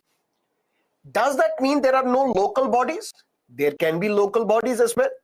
But these local bodies, there we have delegation of power. Delegation in the sense, power is still with the center, but center may say, sanitation you take care of, law and order you take care of, police you can take care of. But at any point in time, the center can say, no, enough is enough. Power, give us back. Sanitation, give us back. Law and order, give us back. Agriculture, give us back. That means center has the ultimate power. Center controls everything. All powers are concentrated with center. That is what we call a unitary constitution. But then what is a federal constitution? The problem is we don't know. Why? Because there is no definition. Sir, why? Because we don't know. Sir, what are you saying? I'm saying we have a definition for a unitary constitution. Sir, what is that definition? In a unitary constitution, all the powers are concentrated in one strong center. There may be local bodies created by the center. There may be local bodies abolished by the center. So these local bodies, they are at the mercy of the center. At any point in time, they can be created. At any point in time, they can be dissolved. What are the powers to be given to them? That center will decide. Center will today give them police power, tomorrow will snatch that power. Center can give them law and order solution, tomorrow law and order power can be snatched from them. That means all powers are with the center. But what is a federal constitution? We don't know because there is no definition. Then what do constitutional experts do? Constitutional experts, they take a look at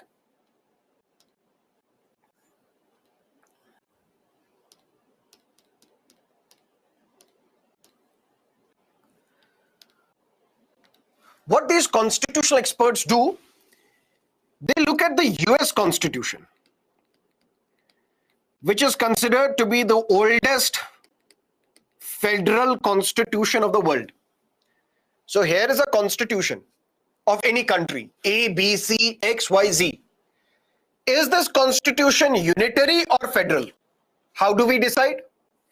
If all the powers are concentrated with the center, if there is delegation of power, we call this constitution a unitary constitution. But is this constitution federal? For that, we have to compare this constitution with the Constitution of United States of America. If this constitution matches the Constitution of US, we call it federal. But what are the characteristics of US Constitution which makes it a federal constitution? What are the characteristics on the basis of which we say that the US Constitution is federal? 5 characteristics. Which are these 5 characteristics? Number 1, dual government. What is dual government? One government at the center, government in every state as well. So we have United States of America, which has 50 states as well. There is government at the center headed by Joe Biden. There is government in all the 50 states as well, headed by their respective governors as well. So there is dual government. One government at the center, one government in the state as well. That is first criteria why US Constitution is called Federal Constitution. Because in a unitary constitution, we have only one strong government which is at the center. There are no governments at the states. Or even if there are governments at the states, powers are delegated. Powers are not distributed.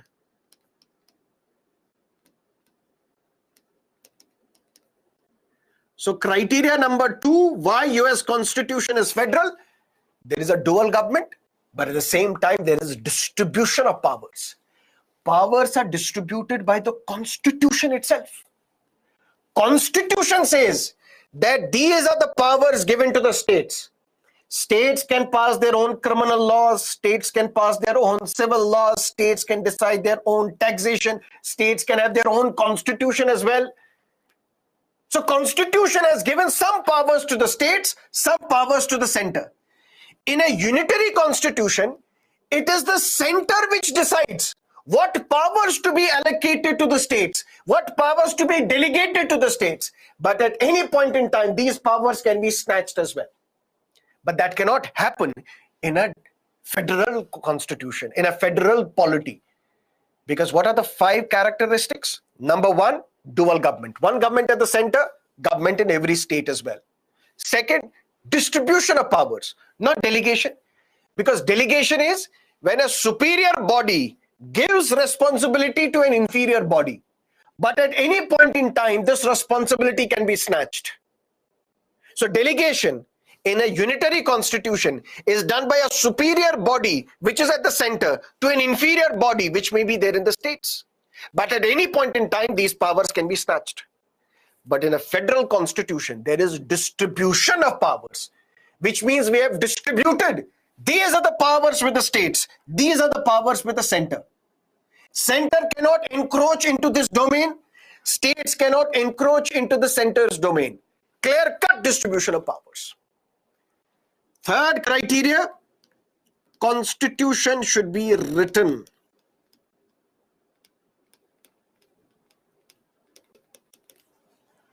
What is a written constitution? This is where we come across another classification. Constitution can be written, constitution can be unwritten. For example, Indian Constitution, US Constitution is a written constitution. Britain Constitution is unwritten. New Zealand Constitution is unwritten. What does that mean? A written constitution is one where laws are written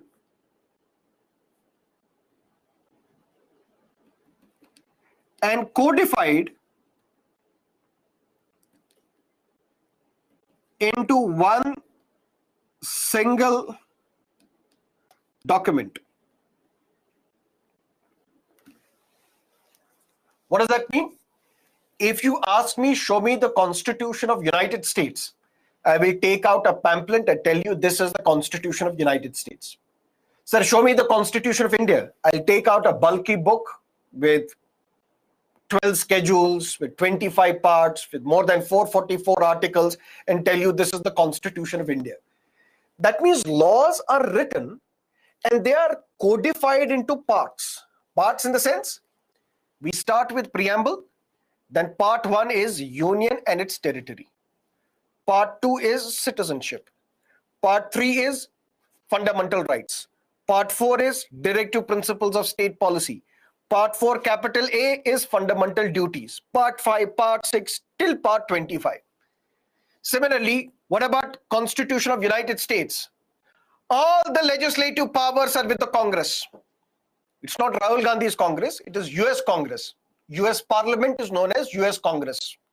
So all the legislative powers are with the Congress. All the executive powers are with the President of India, President of United States. All the judicial powers are with the Supreme Court. That means in United States, in India, laws are written and codified into one single document. This document is the Constitution. That means the Constitution is written. But in United Kingdom or in New Zealand, they have unwritten constitution. unwritten constitution in the sense laws are written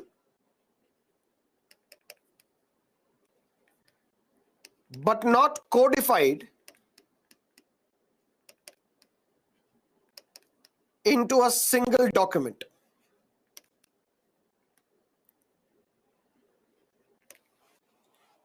If you ask me, sir, show me the Constitution of United Kingdom, I will probably take you to a library and tell you this is the UK Constitution.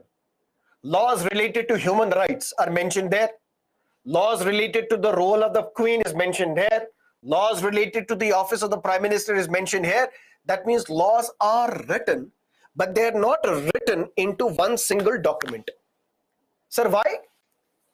Are they lazy? Perhaps. We also have to understand where a country is coming from. What is the history of a particular country? Britain has never felt a need to codify all these laws into one single document because they have functioned like this forever. They never felt the need that all these laws that we have, they should be codified together and mentioned into a single document. That is why we say UK Constitution is unwritten. That means laws are written, but they are not written into a single document. Why? Because they never felt the need. If tomorrow they feel the need that all these laws should be written into one single document, maybe they will make a written constitution. But as of now, they never felt the need. That's why we say their constitution is unwritten. But in an unwritten constitution, conventions play a role. What is a convention? Unwritten rule. What does that mean? Listen to me carefully. For example, when a bill, what is a bill? Bill is a proposal. What is a proposal? For example, the proposal is to add a fundamental right to the Constitution. Let's say a right to safe drinking water and sanitation should be a fundamental right mentioned in the Constitution. This is a proposal. That means this is a bill. Bill to add right to safe drinking water and sanitation, a fundamental right to the Constitution. This bill, this proposal is to be given to the Parliament. When Parliament will approve this bill by 2/3 majority, it will be added to the Constitution. But this bill, once it is passed by both houses of the Indian Parliament, Lok Sabha as well as Rajya Sabha, it is sent to the President for signature.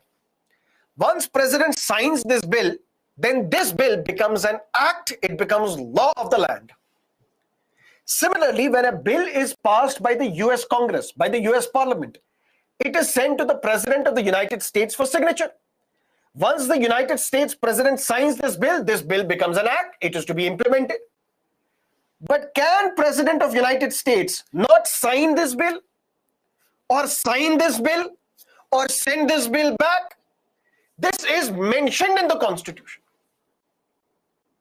This is mentioned in the Constitution that US President may sign this, may not sign this, may return this bill to Parliament for reconsideration. This is mentioned.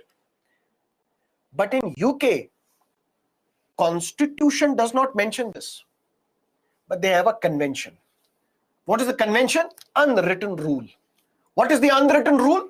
That means a rule which is not mentioned anywhere, which is not written anywhere, but they follow this. What is that convention? Whenever UK Parliament passes a bill, sends it to the Queen, Queen has to sign it. This is not mentioned anywhere. This is not mentioned in any law. This is not mentioned in any book. This is not mentioned in any document, on any paper. But this is an unwritten rule. This is a convention that they have been following. Whenever a bill is passed by the UK Parliament, sent to the Queen, whenever the bill is passed by the UK Parliament, sent to the Queen will sign it. It's not mentioned anywhere, but it's a convention. So in an unwritten constitution, apart from those things which are mentioned in the laws, although they are mentioned separately, but apart from the things that are mentioned in the laws, there are conventions, unwritten rules which play an important role. But what is Indian Constitution? Only that much which is mentioned in the document. What is US Constitution? Only that which is mentioned in the document. Only that which is mentioned in the law. But in UK Constitution, which is an unwritten constitution. Not all laws are written, because there are some unwritten rules which they follow. And because of these unwritten rules, we call UK constitution as an unwritten constitution. But there is a big fundamental difference. In a written constitution, constitution is supreme. In an unwritten constitution,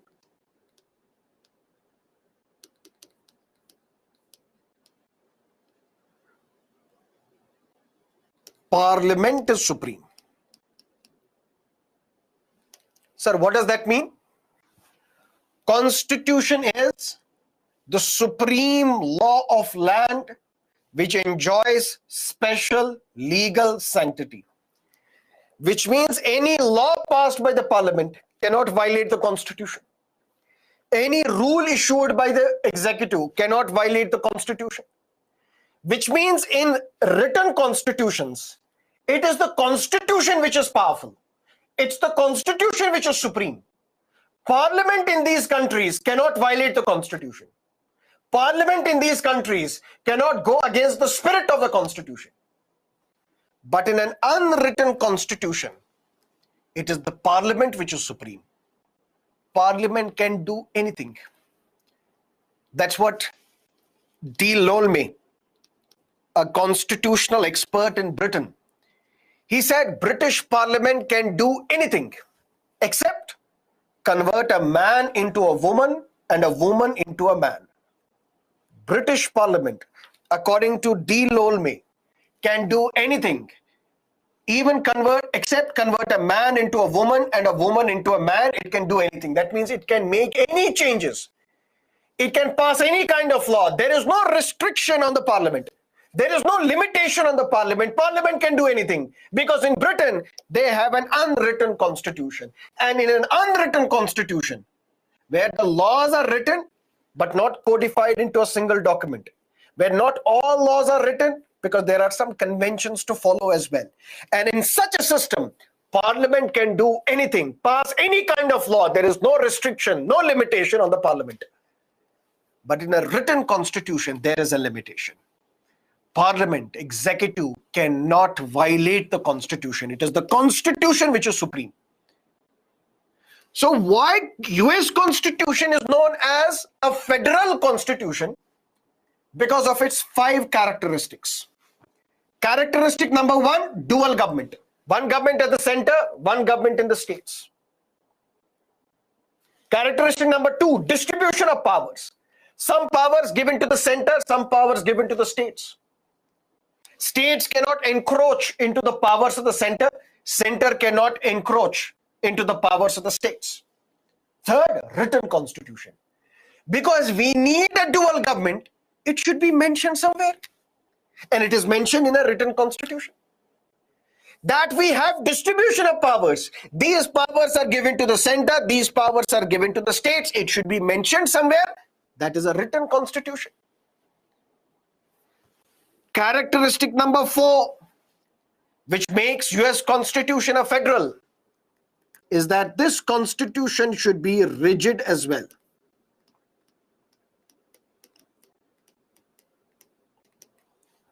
Rigid constitution means rigidity does not mean that you can't change the constitution. Rigidity does not mean that it becomes very difficult to change the constitution. Rigidity means if at all this constitution has to change, has to be altered, has to be amended, it must be a joint act.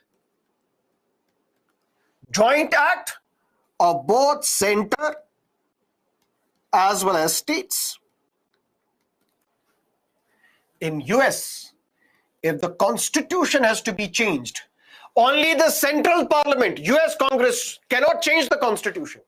US Congress and the state legislatures together, they have to come and change the constitution, alter the constitution, modify the constitution, amend the constitution. That is why we say rigid constitution. So rigidity does not mean that you can't change the constitution, or it becomes very difficult to change the constitution.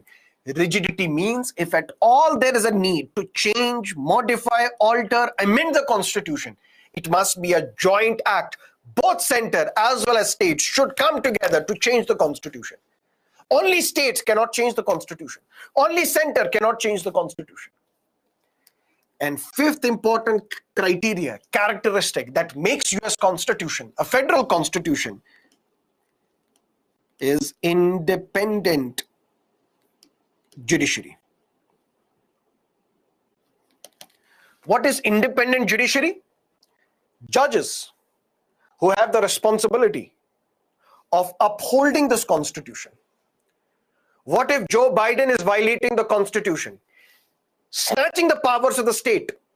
Independent judiciary, which is not biased in favor of the center, which is not biased against the states. Independent judiciary, whose only job is to check the constitution, uphold the constitution, strengthen the constitution. These judges will stop the US president from violating the powers of the states. If the states are encroaching into the domain of the center, the judiciary, independent judiciary, which is not biased, independent judiciary will restore this constitution, will not allow the states to snatch the powers of the center. So what is a constitution? It's a supreme law of land which enjoys special legal sanctity.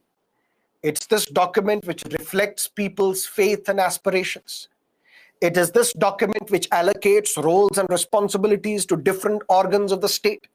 It is this document which tells us what should be the nature of the Indian state, what should be the principles on which our state is founded, on which our country is founded. But the constitution can be unitary, can be federal. What is a unitary constitution? All powers are concentrated with center. There may be states created, but states are created only for administrative convenience. In a sense, at any point in time, states can be created, states can be dissolved. At any point in time, powers can be given to the states. At any point in time, powers can be snatched from the states.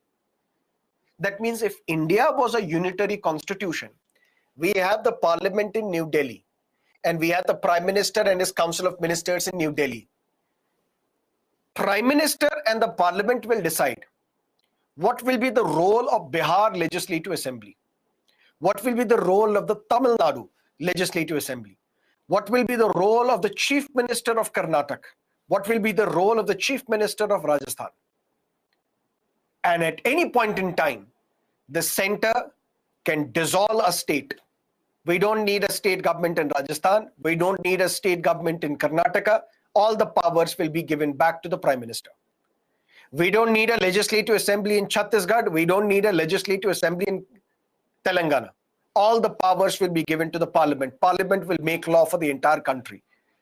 If such a situation was there in India, we would have called India a unitary constitution.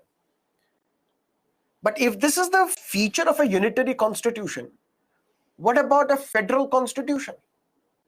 Which constitution can be called federal? We don't know. Why? Because there is no definition. Then what do these constitutional experts do? Constitutional experts, they compare a constitution with the Constitution of United States of America. If it matches US Constitution, it is federal. If it doesn't, then it is something else. But what are the features of US Constitution which makes it a federal constitution? 5 features. Feature number 1, dual government. One government at the center, one government in the states. Second, distribution of powers, not delegation, because delegation can be temporary. Delegation of power today, tomorrow the power can be snatched. But in a federal constitution, there is distribution of powers. Some powers given to the center, some powers given to the states, and they cannot interfere with each other. But for that, constitution should be written. Because written constitution should clearly demarcate areas and responsibilities of center and the states. This constitution, which should be supreme, and at the same time, this constitution should be rigid. Rigidity does not mean that you can't change the constitution. Rigidity means if a constitution has to change, it must be a joint act of both center as well as states. and then independent judiciary. Judiciary should be independent, without any bias, without any favor. It should uphold the constitution. In any constitution, if these 5 features are present, then that constitution is a federal constitution. Let me ask you now, what do you think about Indian constitution? Are we unitary or federal? Prima facie, on the face of it, when we look at these 5 criteria, we say that Indian constitution is also federal.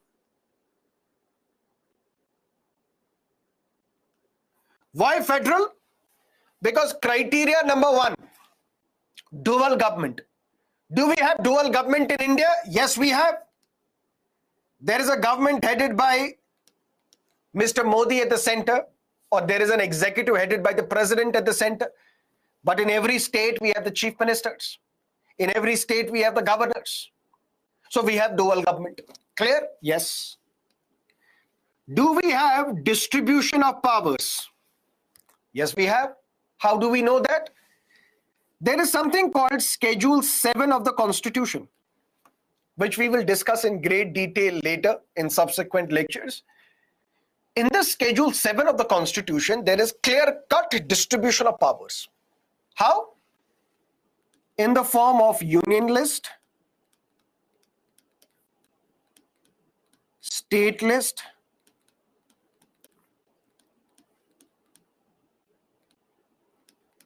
concurrent list. Union list in the sense, Constitution under Schedule 7 of the Constitution has divided the powers between center and the states.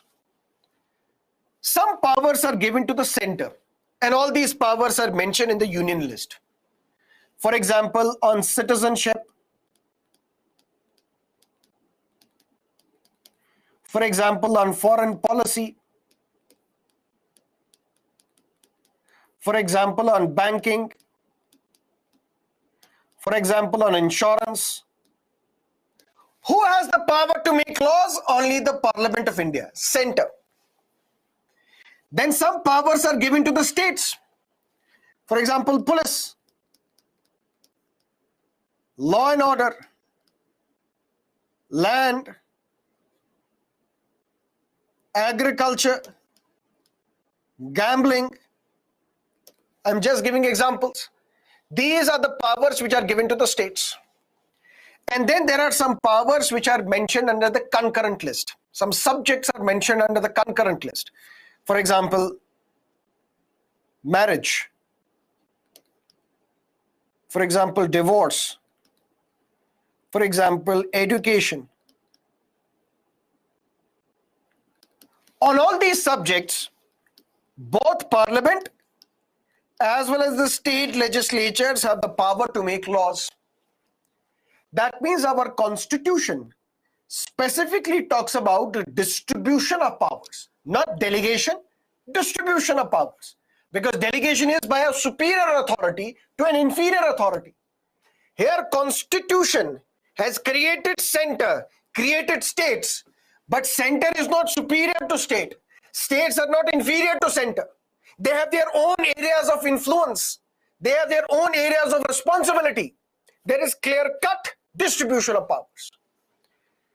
Do we have a written constitution? Yes.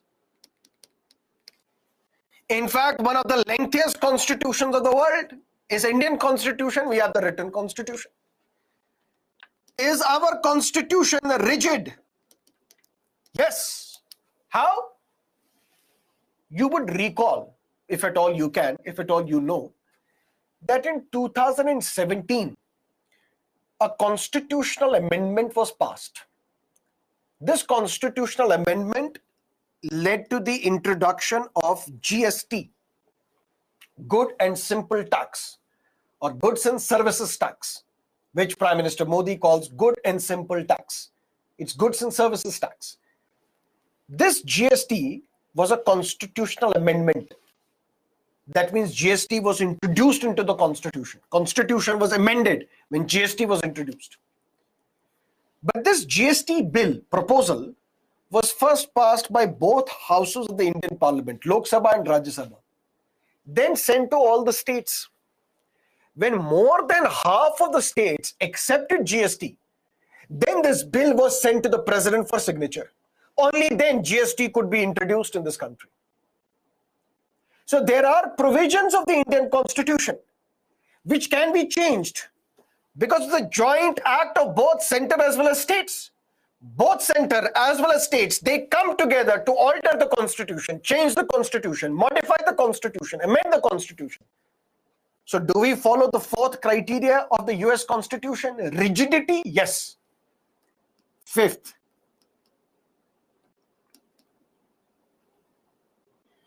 do we have an independent judiciary? Yes, we have a judiciary which is not biased in favor of the center, biased against the states. Judiciary is independent in discharging its constitutional obligation.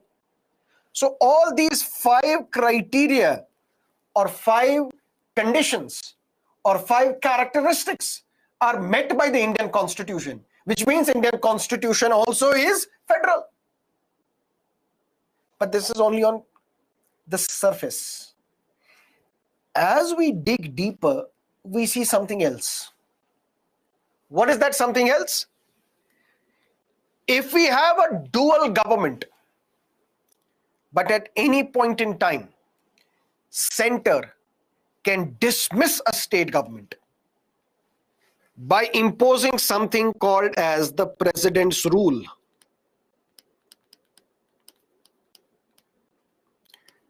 Under Article 356 of the Constitution. So if we have dual government, but dual government may also change. Change in the sense, center, the President of India, can dismiss a state government. Mamta Didi, you are dismissed. We are imposing president's rule in your state. And when West Bengal is under president's rule, who will govern West Bengal? Center.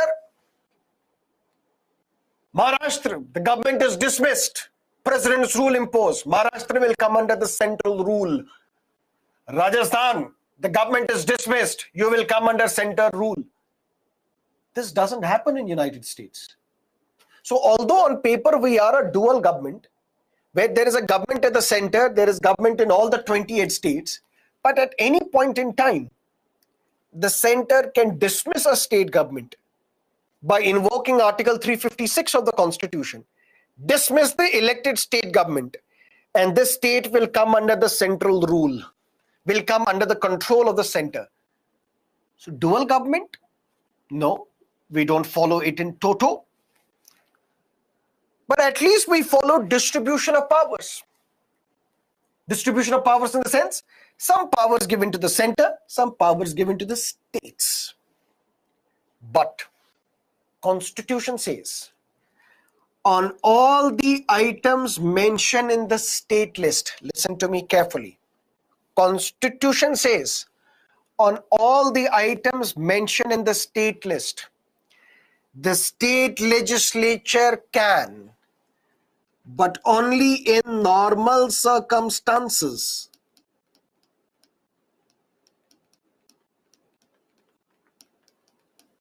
make a law. So on all the items mentioned in the state list, be it law and order, land, agriculture, gambling, on all these items, the state legislature can make a law, but only during normal circumstances. And which are these abnormal circumstances? That center will decide. And when there are abnormal circumstances, it is the parliament which can make a law even on state list. So there are some abnormal circumstances which we will discuss, where parliament makes a law even on a state list, where a central parliament makes a law on a state list. So how are we a federal polity? So we have dual government, but it looks slightly confusing because at some time, center can dismiss a state government, dual government is violated. Dual government clause is violated. Second, distribution of powers. Some powers given to the center, some powers given to the states. but only during normal circumstances. And which are these abnormal circumstances? That center decides. And when there are abnormal circumstances, then central parliament which make a law on state list as well. Okay. But at least ours is a written constitution, isn't it? Ours is a written constitution. But were states consulted in writing this constitution? No. Do states have a role in amending the constitution when we say we are a rigid constitution? Only in few matters states are involved in constitutional amendments. Only in few matters. For example, if there are some federal provisions of the constitution, such as Schedule 7 of the Constitution. If you want to lift one item from the state list and you bring it to the union list, or you are taking one item from the state list and you are bringing it to the concurrent list, which means you are amending the Constitution. In this case, state's permission is required. If you are changing something related to the manner and method of president's election, state's consent is required. If you are changing something regarding the Supreme Court and High Courts, the state's consent is required, but only on few matters. The majority of the Constitution, the vast majority of the Constitution, whether schedules, parts, fundamental rights, directive principles, fundamental duties, whether all things, if they are to be changed, states are not consulted at all, states are not involved at all. In fact, states cannot even propose a constitutional amendment.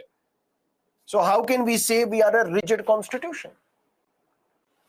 But at least judiciary is independent. Judiciary is independent. Who appoints the Chief Justice of India? President. Center. Who appoints the judges of the Supreme Court? President. Center. Who appoints the Chief Justice of a High Court? President. Center. Who appoints the judge of a High Court? President. Center. So in appointment, states have no role. In removal, who can remove the Chief Justice of India? President. Who can remove the judge of a Supreme Court or High Court? President. But based on the resolution passed by the Parliament. If both houses of Indian Parliament, Central Parliament, pass a resolution saying, President, please remove the Chief Justice of a Supreme Court or High Court. Please remove a judge of a Supreme Court or High Court. Based on the resolution by the Central Parliament, the Central President can remove these judges. Where are the states involved? So now it looks confusing. We know what is a constitution. We know what is a unitary constitution. We know what is a written and unwritten constitution. We know what's a federal constitution as well. And we thought Indian constitution is federal. Because do we have dual government? Yes. Do we have distribution of powers? Yes. Do we have a written constitution? Yes. Do we have a rigid constitution? Yes. Do we have an independent judiciary? Yes. But as we dig deeper, we see something else. If we have dual government, then what is the role of president in dismissing a state government? If we have distribution of powers, then what are these abnormal circumstances when parliament can make a law on state list? If we have a written constitution, why weren't the states consulted in writing this constitution? If ours is a rigid constitution, why only on few matters states are consulted? More than 90% of the constitution can be changed without consultation with the states, without permission from the states. And if we have an independent judiciary, then why appointment is done by the center? Why removal is done by the center? States are not consulted at all. But then we have to realize that Indian constitution is unique. Just like India. Unique. Different. And that is why the term used for Indian constitution is quasi-federal. neither completely unitary nor completely federal. Or should we say that Indian Constitution has an amphibian character? Amphibian character in the sense, amphibians who can live both underwater as well as on land. Similarly, Indian Constitution is like an amphibian. It's both unitary as well as federal. We say Indian Constitution is federal in normal circumstances. Normal circumstances, it's completely federal.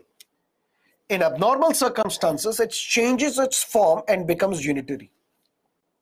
What are these abnormal circumstances? Now, let me ask you a few questions and you tell me whether it is right or wrong. Suppose tomorrow there is a war. God forbid, if you believe in God, there is a war between India and China. Who is best equipped with dealing with the situation? Center or states? Center. Why? Because center has the army, center has the air force, center has the navy as well, center has the missiles as well, center has the nuclear weapons as well. So when it comes to a matter related to war, shouldn't during war we give all powers to the center so that center can deal with this emergency situation which has arisen out because of the war? Yes. So our constitution is federal during normal circumstances when there is no war. But when there is war, center becomes more powerful. Because center can then make a law on law and order, police, which is a state list. What's wrong with that? There is no harm. Because despite federalism, national interest is paramount. National interest is supreme. We can tomorrow have a fight between center and the state, but for that, the sovereignty of country has to remain intact. We have to first remain united as a country. There is a threat to the unity of this country because of China. And to deal with that emergency, to deal with that threat, center should be given more powerful. Center should be made powerful. Center should be given more power because it is more effective in dealing with the situation. Similarly, when we say dual government is violated, if it could have been violated at any point in time, then we would not have seen Ashok Gehlot as the chief minister for 5 years in Rajasthan. Modi ji would have dismissed him. President would have dismissed him. Mamta Didi would not have remained chief minister. So it's not like at any point in time the center can dismiss a state government. But if a state government is violating the constitution, shouldn't there be a mechanism where we can dismiss that state government and keep that government under the control of the center till the time fresh elections are conducted? So we violate dual government, but it is only for temporary period. Once the situation becomes normal in that state, elections are held again.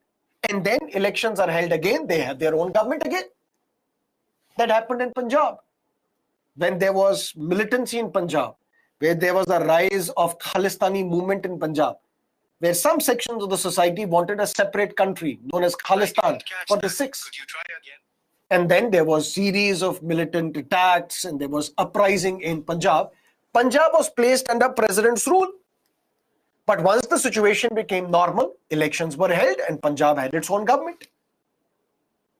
So dual government is always there in normal circumstances. But whenever there is something abnormal, the center can dismiss that state government and control that state. But once the situation normalizes, it becomes a government again. They have their own government again. So dual government again. Distribution of powers. Right now, is Parliament making a law for the state of Bihar? For the state of Karnataka, for the state of Tamil Nadu? No. But tomorrow if there is war, we need to deal with the situation. Parliament will make a law on state list. But once the war is over, then the state legislature can make its own law on law and order, own law on police, own law on agriculture. So we are in normal circumstances of federal polity. But whenever there is an abnormal situation, which may be war, which may be external aggression, which may be armed rebellion, which we will discuss later. And whenever there is a threat to the constitution in a particular state, that's where our constitution changes its form, changes its character, and becomes a unitary constitution. But that is only for a temporary period. Once the situation normalizes, stabilizes, comes back, then our constitution behaves as if it's a purely federal constitution. And that is why constitutional experts, they say Indian constitution is unique, just like India. And they have given a term to Indian constitution known as quasi-federal, where we say India is neither completely unitary nor completely federal. But we will keep this topic, we will keep this debate open. Whether India is a unitary polity or a federal polity, we will keep this open. And throughout our discussions on Indian polity, we will revisit this question, unitary versus federal. Why? Because there are some things known as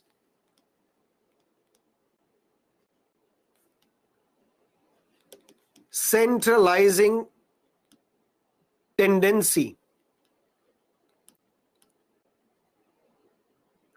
of Indian federalism. Despite the fact that we are a federal polity, we are a federal constitution, there are some provisions in the constitution which are biased in favor of a strong center, which gives more power to the center as against the states. Those provisions of the Indian constitution which are biased in favor of a strong center, which give more powers to the center, which makes center more powerful as against the states, those provisions are what we call centralizing features of Indian federalism. And we will discuss all these features one by one. In citizenship, in union and its territory, in taxation matters, in all these matters, we will discuss these provisions one by one. That is why I tell you, we will keep this topic open. We will keep this debate open, federal versus unitary debate. We'll keep this debate open so that whenever we discuss parts, articles of the Constitution one by one, I'm going to tell you, this feature is what makes Indian Constitution biased in favor of a center. This is the feature which makes Indian Constitution truly federal. This is the feature of the Constitution which makes it a purely unitary constitution. But if there is a name for Indian Constitution, we can call it Indian Constitution is quasi-federal, neither completely unitary nor completely federal. If you have any questions, please let me know, then we will jump to another part.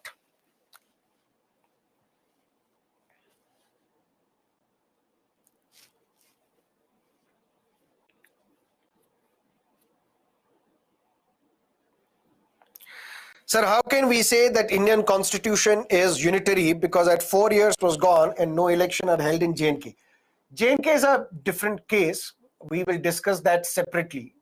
That raises some issues. We'll discuss that separately. But look at the other parts of the country. There is no delay in the conduct of elections. Elections were conducted recently. Elections will be conducted now again. Elections are held on time in every other state. There is some peculiar problem with Jammu and Kashmir, which we will discuss separately.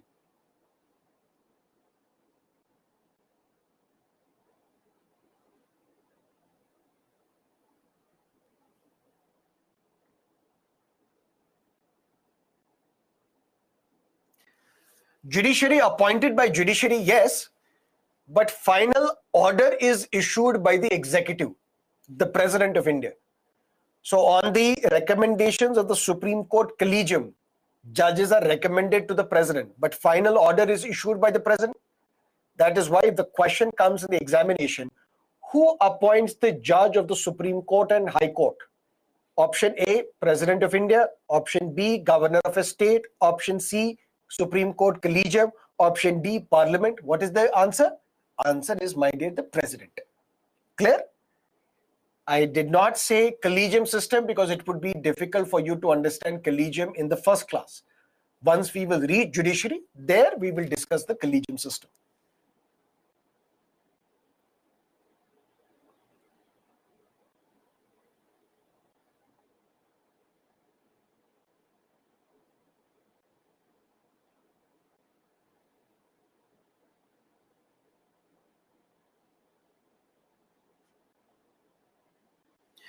Mr. Gumnam, we'll discuss all these issues. Trust me, we'll discuss all these issues one by one, but we cannot cover everything in the first class. We'll have to take our own time one by one. That is why 24 classes are there where we have to complete the syllabus.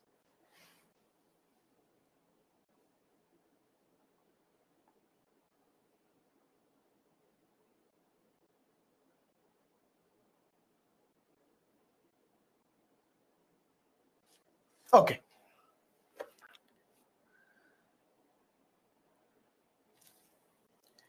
This topic, federalism, we will cover towards the end as well in a completely different fashion. Completely different fashion in the sense, Constitution never mentions the term federal. So there is no mention of this word federal in Indian Constitution. That is why some constitutional experts say that federalism has emerged in India through various accidents.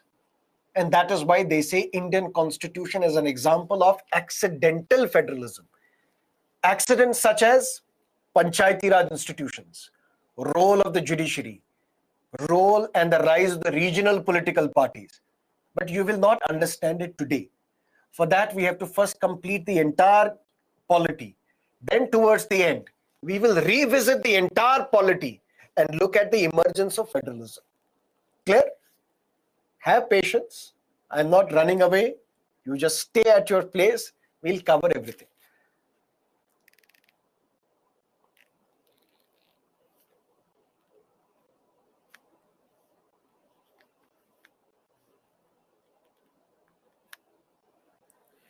Sir, please tell me question why Indian Constitution is not written.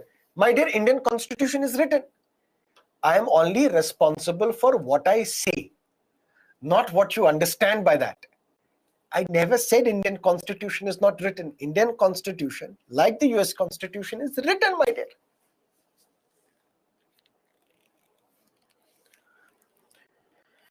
Okay, now let's look at another important concept, theory of separation of powers. And this theory has been attributed to French philosopher Montesquieu. Now, what is this concept all about? Let's say here's a king or a dictator. He makes his own law. He implements his own law as well. And then he sits on the judgment whether people have committed crimes or not, whether people have violated these laws or not, and I will punish those people who have violated these laws. Is this democracy or is this dictatorship, monarchy, a despotic regime, highly reprehensible regime?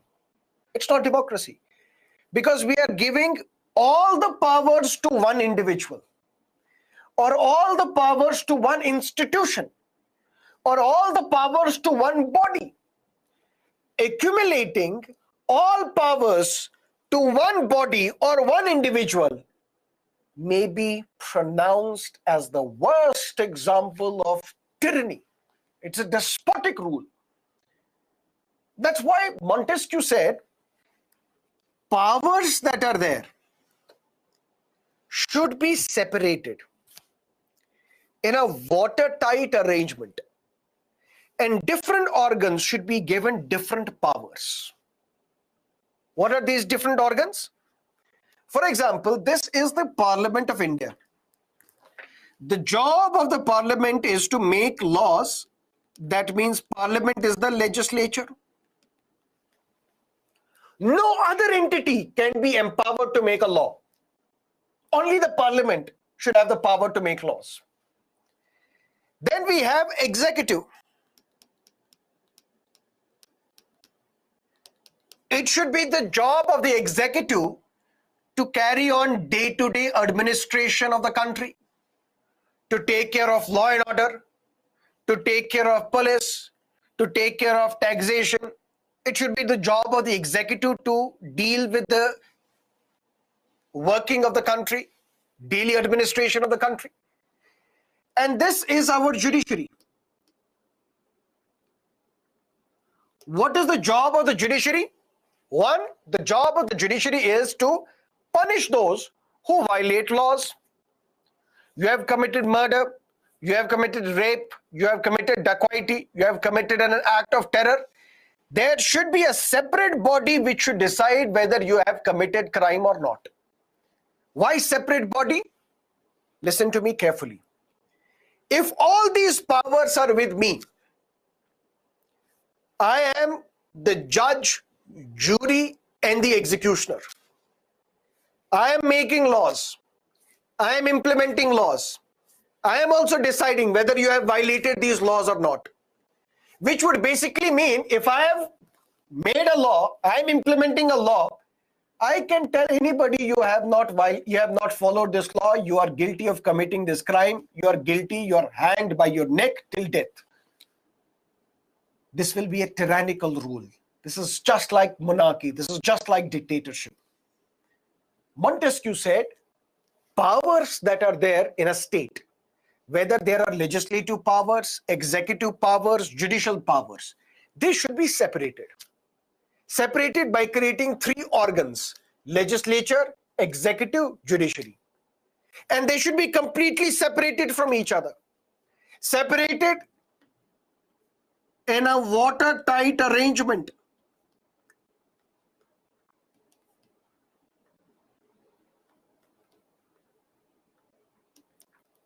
Watertight arrangement in the sense, if you are a member of legislature, you cannot be part of the executive. If you are part of the executive, you cannot be part of judiciary. If you are part of judiciary, you cannot be part of legislature. That means different set of people should be responsible for making laws. Different set of people should be responsible for implementing the laws. Different set of people should be responsible to provide justice to the people. Separate all the three. That is what Montesquieu said is theory of separation of powers. And United States of America was the first constitution, was the first country to implement this theory of separation of powers in their constitution. How? Article 1, 2, and 3 of US Constitution clearly implements separation of powers. Article 1 says all the legislative powers are with the US Congress, which means who will make laws for the entire country in United States? For that we will have a parliament known as US Congress. And US Congress will have two houses, two branches. One will be the House of Representatives, the other will be Senate. Just like India, we have the parliament at the center, but it has two houses. Lower house is known as Lok Sabha, upper house is known as Rajya Sabha. What is the role of both these houses? We will discuss later. But here, just like India, United States also has a bicameral legislature. What is bicameral legislature? That means a legislature which has two chambers, two houses, House of Representatives, Senate. All the legislative powers are with the US Congress. That means who alone can make a law? Parliament. All the executive powers are with the President of the United States of America. All executive powers will be with the President of the United States of America. Third, all the judicial powers shall be with the Federal Supreme Court. And United States Constitution ensured that there is a watertight arrangement. Watertight arrangement in the sense, US Congress, is the US President part of the US Congress? No. Is the President of United States of America part of the US Parliament? No. Because executive is separate, legislature is separate. No member of legislature is part of the executive. All the ministers, Anthony Blinken, the foreign minister of United States, the foreign secretary of the United States, he is not part of the Congress. He is not part of the Parliament of United States. Separation of powers, clear-cut separation of powers. and the judiciary of United States separate. That means the president is not part of the judiciary. Congress members are not part of the judiciary. Judiciary will have its own members, executive will have its own members, legislature will have its own members. So the United States implemented what is known as separation of powers. But United States constitution makers also realized a danger in this separation of powers.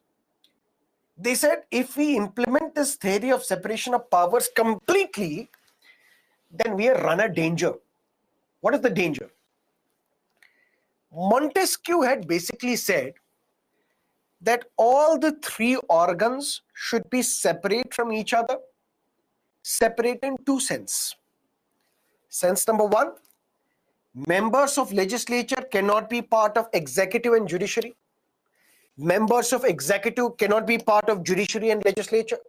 Members of judiciary cannot be part of legislature and executive. Clear-cut separation. That's separation number one. Separation number two, they should not be able to influence each other. So legislature should not influence the judiciary. Judiciary should not influence the executive. Executive should not influence the legislature. That means they should have no scope to influence each other. They should be separate. United States constitution makers realize that there is a danger. Danger in the sense, if legislature has all the powers to make laws, if legislature has all the powers to make laws, and judiciary and executive cannot interfere, what is the danger? The danger is legislature of United States can pass a law which can violate constitution as well.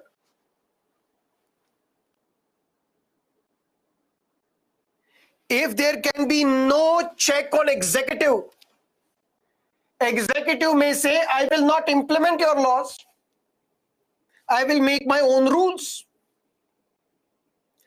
Judiciary will say, only the blacks will be prosecuted. Person of fair color, we will not prosecute them. That means judiciary will run its own thing.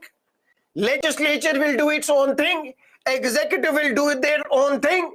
If we implement separation of powers as depicted by Montesquieu. Sir, we are not able to understand. Okay. What is separation of powers? A theory which is attributed to French philosopher Montesquieu. What does he say? He said that there should be a tripartite system. Tri-system. All powers that are available with the state, that are available with the country, all these powers should not be given to one body or one institution or one individual. These powers should be separated. Give legislative powers to legislature. Give executive powers to executive. Give judicial powers to judiciary. No member who is part of judiciary can be part of legislature, and vice versa. No member of executive should be part of legislature, because legislature should have its own role, executive its own role, judiciary its own role. United States Constitution said we will implement this. Article 1, Article 2, Article 3 implements separation of powers. Article 1 says all legislative powers with the Congress. Article 2 says all the executive powers with the President of the United States of America. Article 3 says all the judicial powers vested with the Federal Supreme Court. But they also realized a danger. If there is separation of powers, but at the same time, there is no check on an organ, which means legislature, if it has the job of making a law and no other organ can keep a check on legislature, legislature can pass any law. Legislature can violate constitution as well. Executive can have its own rules. Judiciary can have its own rules. We will give justice to some, we will not give justice to others. This will lead to a scary situation. And that is why United States Constitution, apart from implementing theory of separation of powers, implemented a doctrine known as checks and balances. What is checks and balances? Yes, legislature alone will make a law. No other entity is having the responsibility of making a law. But if this law violates the Constitution, if this law is unfair, if this law is unjust, if this law is unreasonable, Supreme Court will declare this law as unconstitutional. So what will judiciary do? Keep a check on legislature. Legislature, if you are abiding by the Constitution, passing a laws in agreement with the Constitution, we have no problem. But the moment you violate the Constitution, we will stop you, we will keep a check on you. Because although judiciary will not make a law, but judiciary will keep a check on the legislature if the legislature is violating the Constitution. Same goes with executive. Mr. Joe Biden, you are head of the executive. Yes. You are the president of the United States of America. Yes. What if you commit treason? What if you commit highest offenses against the state? We will remove you from your office. Who will remove you from the office? Legislature. Judiciary. If you violate something, we will keep a check on you as well. And if there is a judge who is doing this, we will have the power to remove that judge as well. And who will remove that judge? Jointly by the executive and the legislature.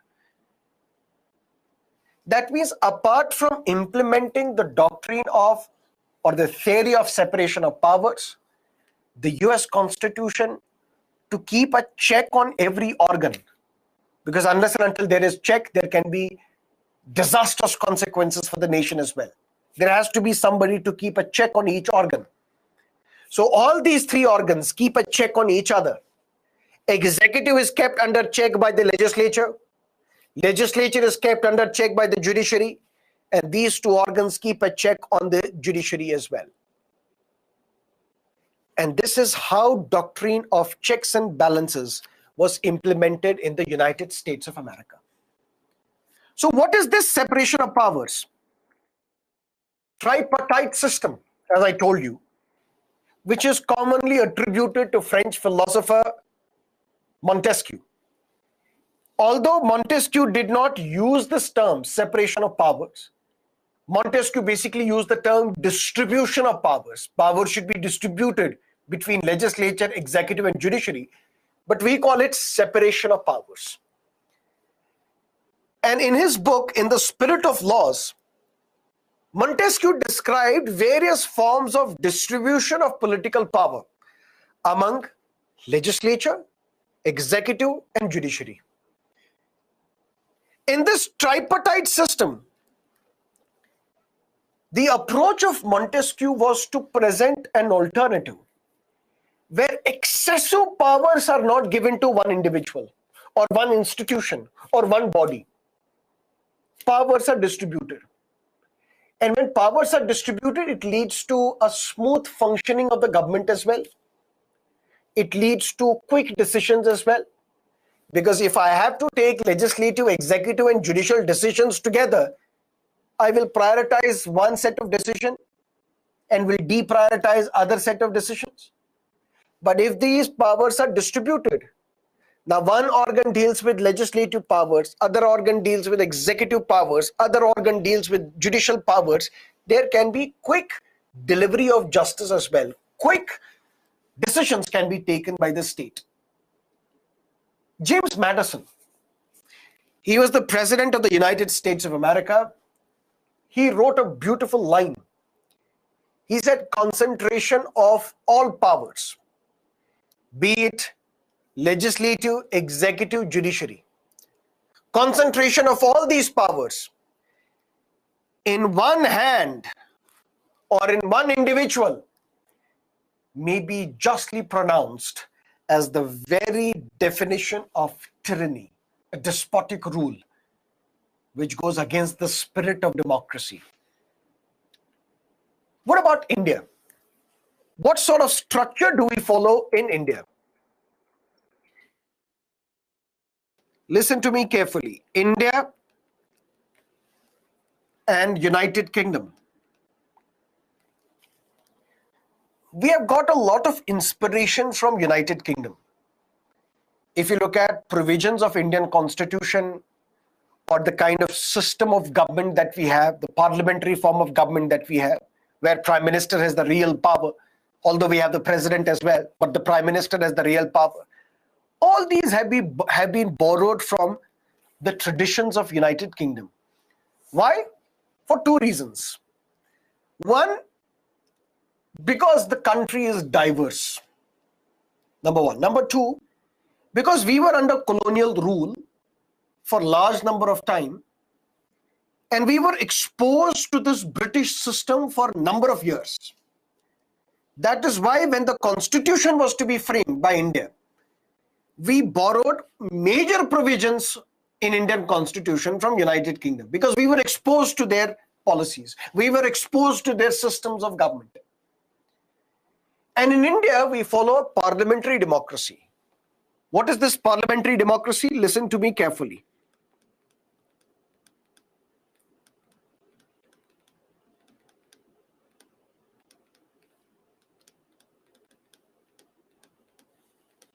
Nidhi Manju is asking, what is POTUS?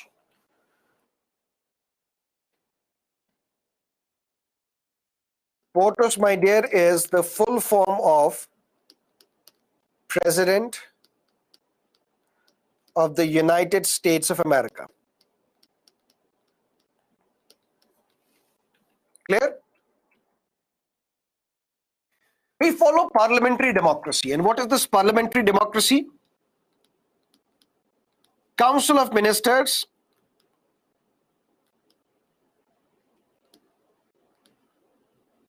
are accountable to Lok Sabha.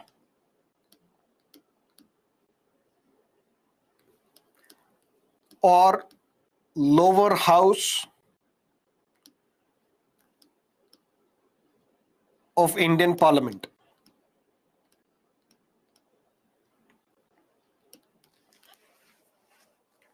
What does that mean? There can be either a presidential form of democracy or a parliamentary form of democracy. Presidential form of democracy, for example, in United States, where president is the executive head, where real power to run the country is with the President of India, President of the United States. But there is a parliamentary form of democracy where the real power is with the Council of Ministers headed by the Prime Minister. For example, in Britain, for example, in India, the real power is with the Prime Minister and his Council of Ministers. Although we have a president, just like they have a queen in England, but the real power is with the Prime Minister and his Council of Ministers. Real power is not with the president or the queen.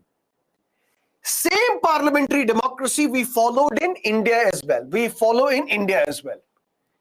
But in a parliamentary democracy, there can be no separation of powers between executive and legislature.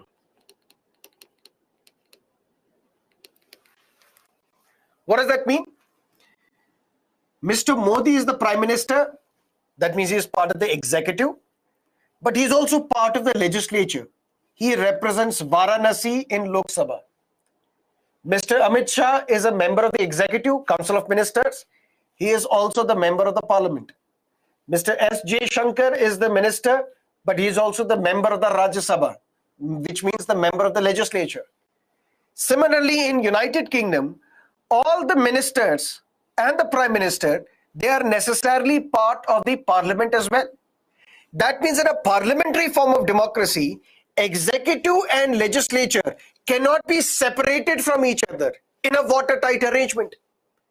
Because in a presidential form of democracy, Members of executive are not part of the legislature. They are not part of the judiciary. Clear-cut separation of powers. Which means the President of the United States is not part of the US Parliament. Ministers of United States, they are not part of the US Parliament because they follow a presidential form of democracy, where the presidential form of democracy means that the members of the executive, they are not part of the legislature. But the presidential form of democracy may not represent the entire country. In a parliamentary form of democracy, since we have chosen parliamentary form of democracy, I told you we have chosen this because of our diversity. What is the diversity? President of US can choose any person as the minister. Any person. You don't have to be necessary. You don't have to be a member of parliament. Then the choices are restricted. I have to choose only that minister who is also a member of the parliament. But President of US has no such restriction. He can choose any person as the minister. That means he doesn't have to take into account the various caste factors, religious factors, regional factors, linguistic factors in deciding his ministry.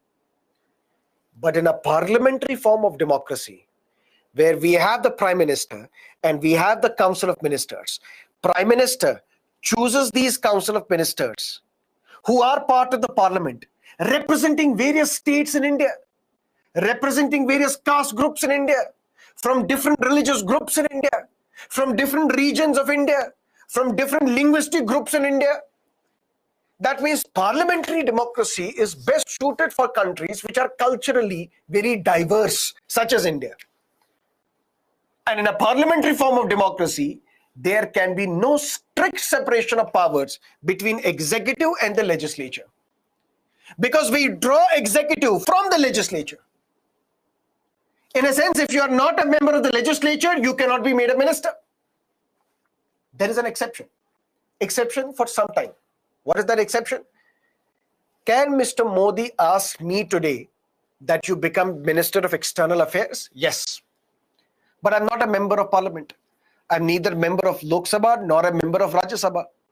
But I can be appointed as a minister today, but within 6 months, I have to get myself elected to either Lok Sabha or Rajya Sabha. If I cannot get myself elected to either Lok Sabha or Rajya Sabha, I cannot continue as a minister. But the big picture is, you have to be a member of legislature. Only then can you be a part of the executive. Or only then can you continue as the member of the executive. That means in parliamentary form of democracy, such as India, such as UK, there can be no strict separation of powers between executive and the legislature. Because executive is drawn from the legislature. If you are part of the legislature, only you can become part of the executive.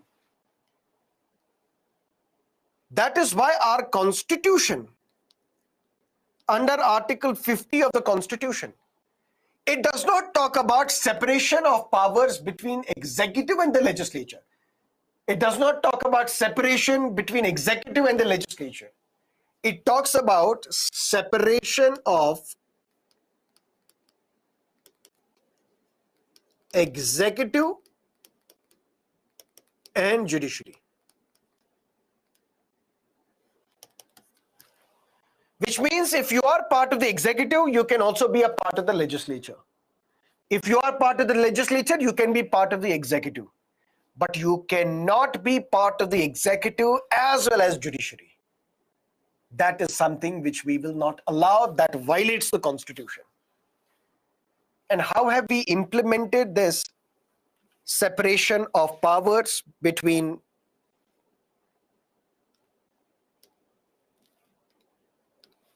executive and judiciary? For example, the office of district collector. You're all aspiring for civil services examination, and your idea is once we clear this examination, we will become an IAS officer. And as an IAS officer, after some years, we may be appointed as the district collector, right? DC, the office of district collector, or in some states known as deputy commissioner, or in some states known as district development commissioner, or in some states known as district magistrate. That's the ultimate objective. This office of district collector was created in 1772 when the governor in India was Warren Hastings. And this district collector had dual role, two roles and responsibilities. Dual role in the sense, an executive role as well as the judicial role. Executive role in the sense, as the name suggests, district collector. What is the principal job of district collector? To collect revenue. So the taxes which are imposed on the people in that district, whose responsibility is to collect the taxes, collect the revenue, that's the job of the district collector. This role is what? Executive role. Because taxes are imposed, laws related to taxes are there. To implement these tax laws, I have to collect revenue from the people. I am part of the executive. So one role of district collector was that of collecting land revenue, district collector, executive role. And the second role was a judicial role. He would also punish people for committing crimes. So district collector, he also had the role and responsibility. Whoever has committed murder or rape or dacoity or some offenses against the state, he would punish those as well. So this district collector was the most important office in India. Sometimes he was known as a tortoise on which the entire government of India functions. The most important office in the colonial times was the office of the district collector. He had two roles, executive as well as judicial. Same practice we followed after independence as well. But then Constitution says there should be separation of powers between executive and the judiciary. That's Article 50 of the Constitution. And we implemented this when in the year 1973, Criminal Procedure Code was modified, where the judicial powers of the district collector were snatched. And these powers were given to another body, another individual known as the district judge. So now the district collector, he has only executive role. It does not have the judicial role.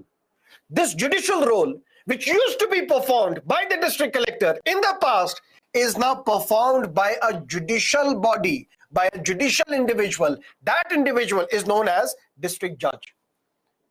So what have we implemented? We have implemented separation of powers. But since ours is a parliamentary form of democracy, and in a parliamentary form of democracy, executive and the legislature cannot be separated from each other. But our constitution also says there should be separation of powers between executive and judiciary. And we implemented this in the year 1973, when the judicial powers of the district collector were snatched and these powers were given to a district judge. There can be a question on your mind which I can anticipate. Sir, the Constitution was enacted in 1950. Constitution came into force in 1950. And from 1950 till 1973, why did we not implement separation of powers? Is that not violation of the Constitution? Because you said in the first class itself that we cannot violate the Constitution. If the Constitution says there has to be separation of powers between executive and the judiciary, why for 23 years after the enactment of the Constitution did we not separate executive from the judiciary? For that, you need to understand that this Article 50 deals with directive principles of state policy. And we will discuss directive principle. Directive principles are not enforceable. In a sense, the state can implement DPSP at any point in time. If not in 50, then in 1960. If not in 1960, then in 1970. If not in 1970, then in 2020. If not in 2020, then in 2023. One such directive principle is Uniform Civil Code, which is mentioned in the Constitution under Article 44 of the Constitution. But we have not implemented Uniform Civil Code. Why? Because it is part of directive principle. That doesn't mean directive principle cannot be implemented. That only means that the state will have the right to choose its own time when to implement a directive principle of state policy. Clear? So separation of powers we have implemented, but there cannot be a strict separation of powers between executive and the legislature when it comes to a parliamentary democracy. Because strict separation of powers can come only in a presidential democracy. But we have implemented separation of powers between executive and judiciary. But what about checks and balances? Do we have doctrine of checks and balances? For example, we have legislature. For example, we have executive. For example, we have judiciary. Have we implemented doctrine of checks and balances? Yes. Who keeps a check on legislature? Judiciary. A law passed by the parliament. Parliament is the legislature. Is this law constitutional or unconstitutional? Who will decide? Judiciary. So judiciary keeps a check on the legislature. Who keeps a check on the executive? Both legislature as well as judiciary. For example, a new rule has been issued by the executive. Judiciary can question it. You can approach the court and challenge that rule. If that rule is unconstitutional, judiciary will strike it down. Prime Minister is part of the executive. Council of Ministers are part of the executive.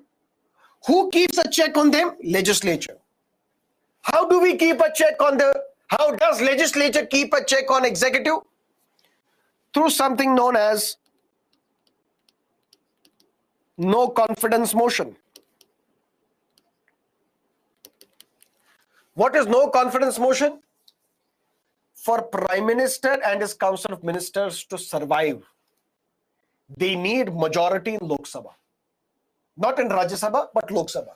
Why? Because parliamentary democracy means Council of Ministers are accountable to Lok Sabha, lower house of Indian Parliament. Because Lok Sabha are directly elected by the people. Rajya Sabha members are not directly elected by the people. We will discuss how they are elected, but later. But when in a parliamentary democracy, Council of Ministers are accountable to Lok Sabha, which means if this Prime Minister and his Council of Ministers, they don't have majority in Lok Sabha, they can be removed from their office when no confidence motion is passed. Which means opposition will introduce a motion saying we don't have the confidence in the Prime Minister. Then there will be discussion on this no confidence motion. Then there will be voting on this no confidence motion. If this no confidence motion is passed, the government has to resign. If this no confidence motion is passed, the government has no other option but to withdraw. So who keeps a check on executive? Legislature as well as judiciary. There are various other tools through which legislature keeps a check on executive. We will discuss that in parliament. But here the idea is to understand doctrine of checks and balances. Who keeps a check on legislature? Judiciary. Who keeps check on executive? Both judiciary as well as legislature. Who keeps a check on the judiciary? Both executive as well as legislature. How? Through appointment and removal. Who appoints the judges of the Supreme Court and High Court? President, who is part of the executive. Who can remove the judges of the High Court and the Supreme Court? President, based on the resolution passed by the legislature. That means legislature has to pass a resolution, send this resolution to the president. President will issue the order. Judges of the Supreme Court and High Court can be removed. So the Constitution envisaged that through appointment and the removal, we will keep a check on the judiciary. But in reality, India is the only country in the world where judges are appointed by themselves through a system known as collegium system, where judges, they recommend names to the president that these are the individuals which should be appointed to Supreme Court and High Court. So although the formal order is issued by the president, but the recommendation is given by the judges themselves. So we can say India is the only country in the world where judges are appointed by themselves. And such is the difficult process of removal of a judge, which we will discuss in judiciary. What is the process of removal? But here you have to keep in mind, such is the difficult process of the removal of a judge that till date, no judge of the Supreme Court or High Court has ever been removed. So we can say there is no checks and balances on the judiciary. In reality, in practice, there is no checks and balances on the judiciary. What did D. Lolme say vis-a-vis British Parliament? That British Parliament can do anything except convert a man into a woman and a woman into a man.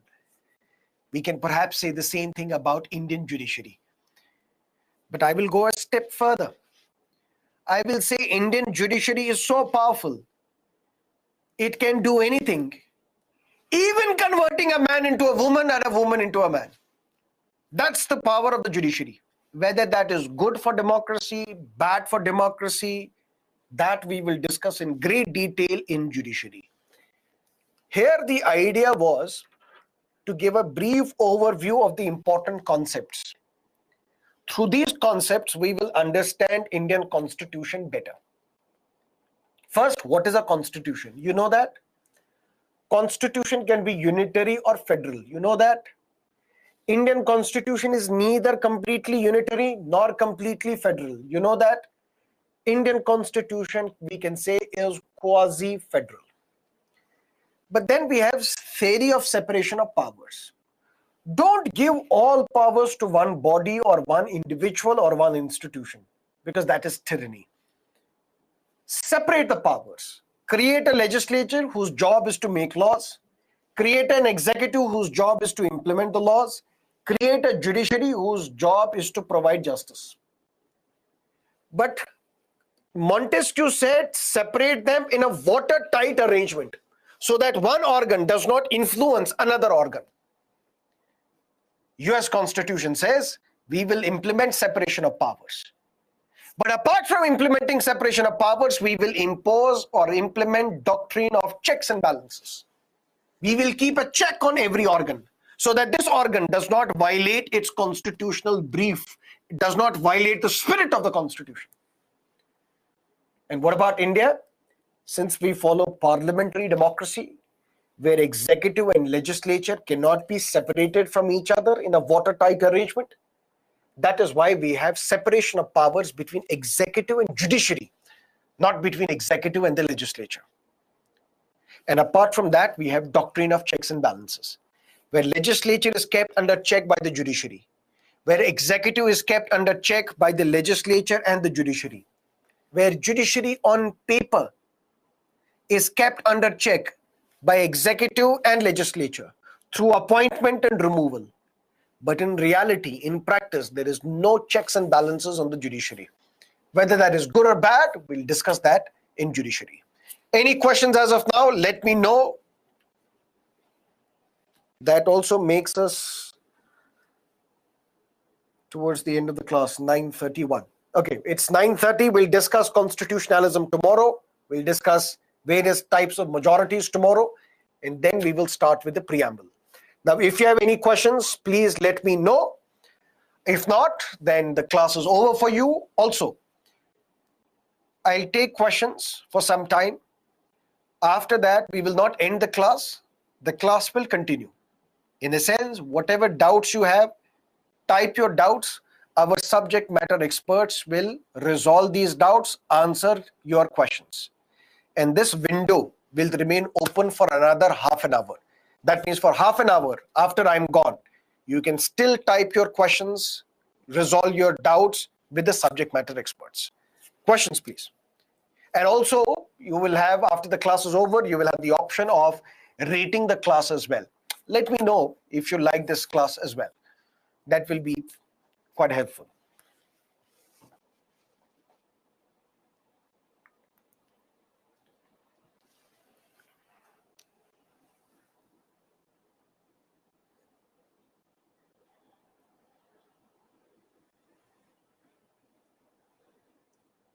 Can we leave? If you have any question, Mantaj, please ask. If not, then you can leave. Presidential form of democracy for US, yes. Through appointment and removal, how can legislature keep a check on judiciary? By appointing those persons as judges who are constitutionally aware, who are honest, who are people of integrity. And if they don't do their task better, we have the power to remove them as well. So to keep a check on judiciary through appointment and removal, by appointing good candidates as judges and by removing those who are not doing their job honestly.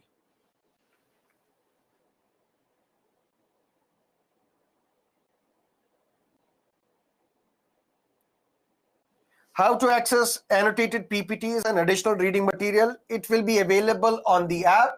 We will also send you the mail. Sir, can you explain historical background of Indian Constitution, which is mentioned in Lakshmikant? That we will be discussing in modern history. So that's why I said right at the start, topics such as constitutional development, Pitt's India Act, Regulating Act, Charter Act, Indian Councils Act, all will be discussed in modern history. Watertight arrangement means one organ should not influence the other. If a container is watertight, that means there will be no spillover. So you will not influence your outside environment.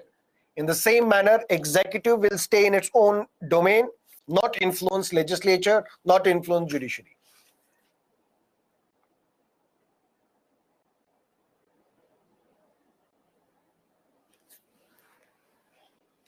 Thank you, Vikas. Which chapters we are ready, and M. Lakshmikant, then after I pen down. Gumnam, don't read anything from Lakshmikant today. I'll tell you tomorrow onwards what you can cover from Lakshmikant, because what we have discussed today is not there in Lakshmikant. Where do we get to know about various cases such as Keshavananda Bharti? From these classes. Attend regularly.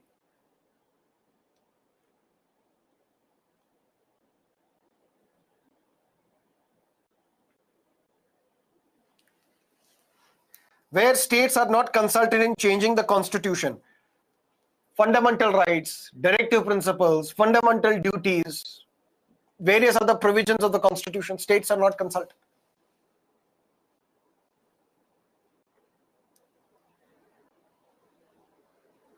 No confidence motion means we have the opposition in Lok Sabha. For example, Congress, DMK, Trinamool Congress. They issue a motion in Lok Sabha that we don't have the confidence in Prime Minister Modi. Remove Prime Minister Modi. If their motion gets a support by Lok Sabha, gets the majority in Lok Sabha, that means majority of the members of Lok Sabha agree with the opposition, then Prime Minister has no other option but to resign. Which means legislature, through this no confidence motion, keeps a check on the executive.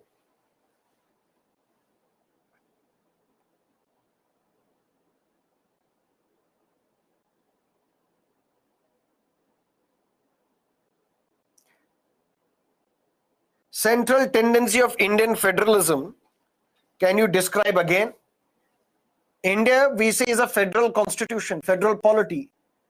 But there are some provisions in the Indian constitution which are biased in favor of a strong center, which gives more powers to the center as against the states. Those provisions we call centralizing features of Indian federalism. For example, Article 3, for example, citizenship, emergency provisions, audit, election machinery, all these we will discuss one by one.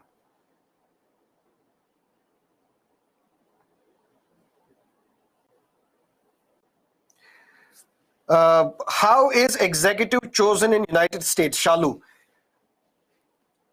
People elect the President of the United States, and then who is head of the executive. Then the President of the United States choose his own set of people who are appointed either as finance heads or external affairs head. So that is the personal discretion of the president. He gets to choose his own team.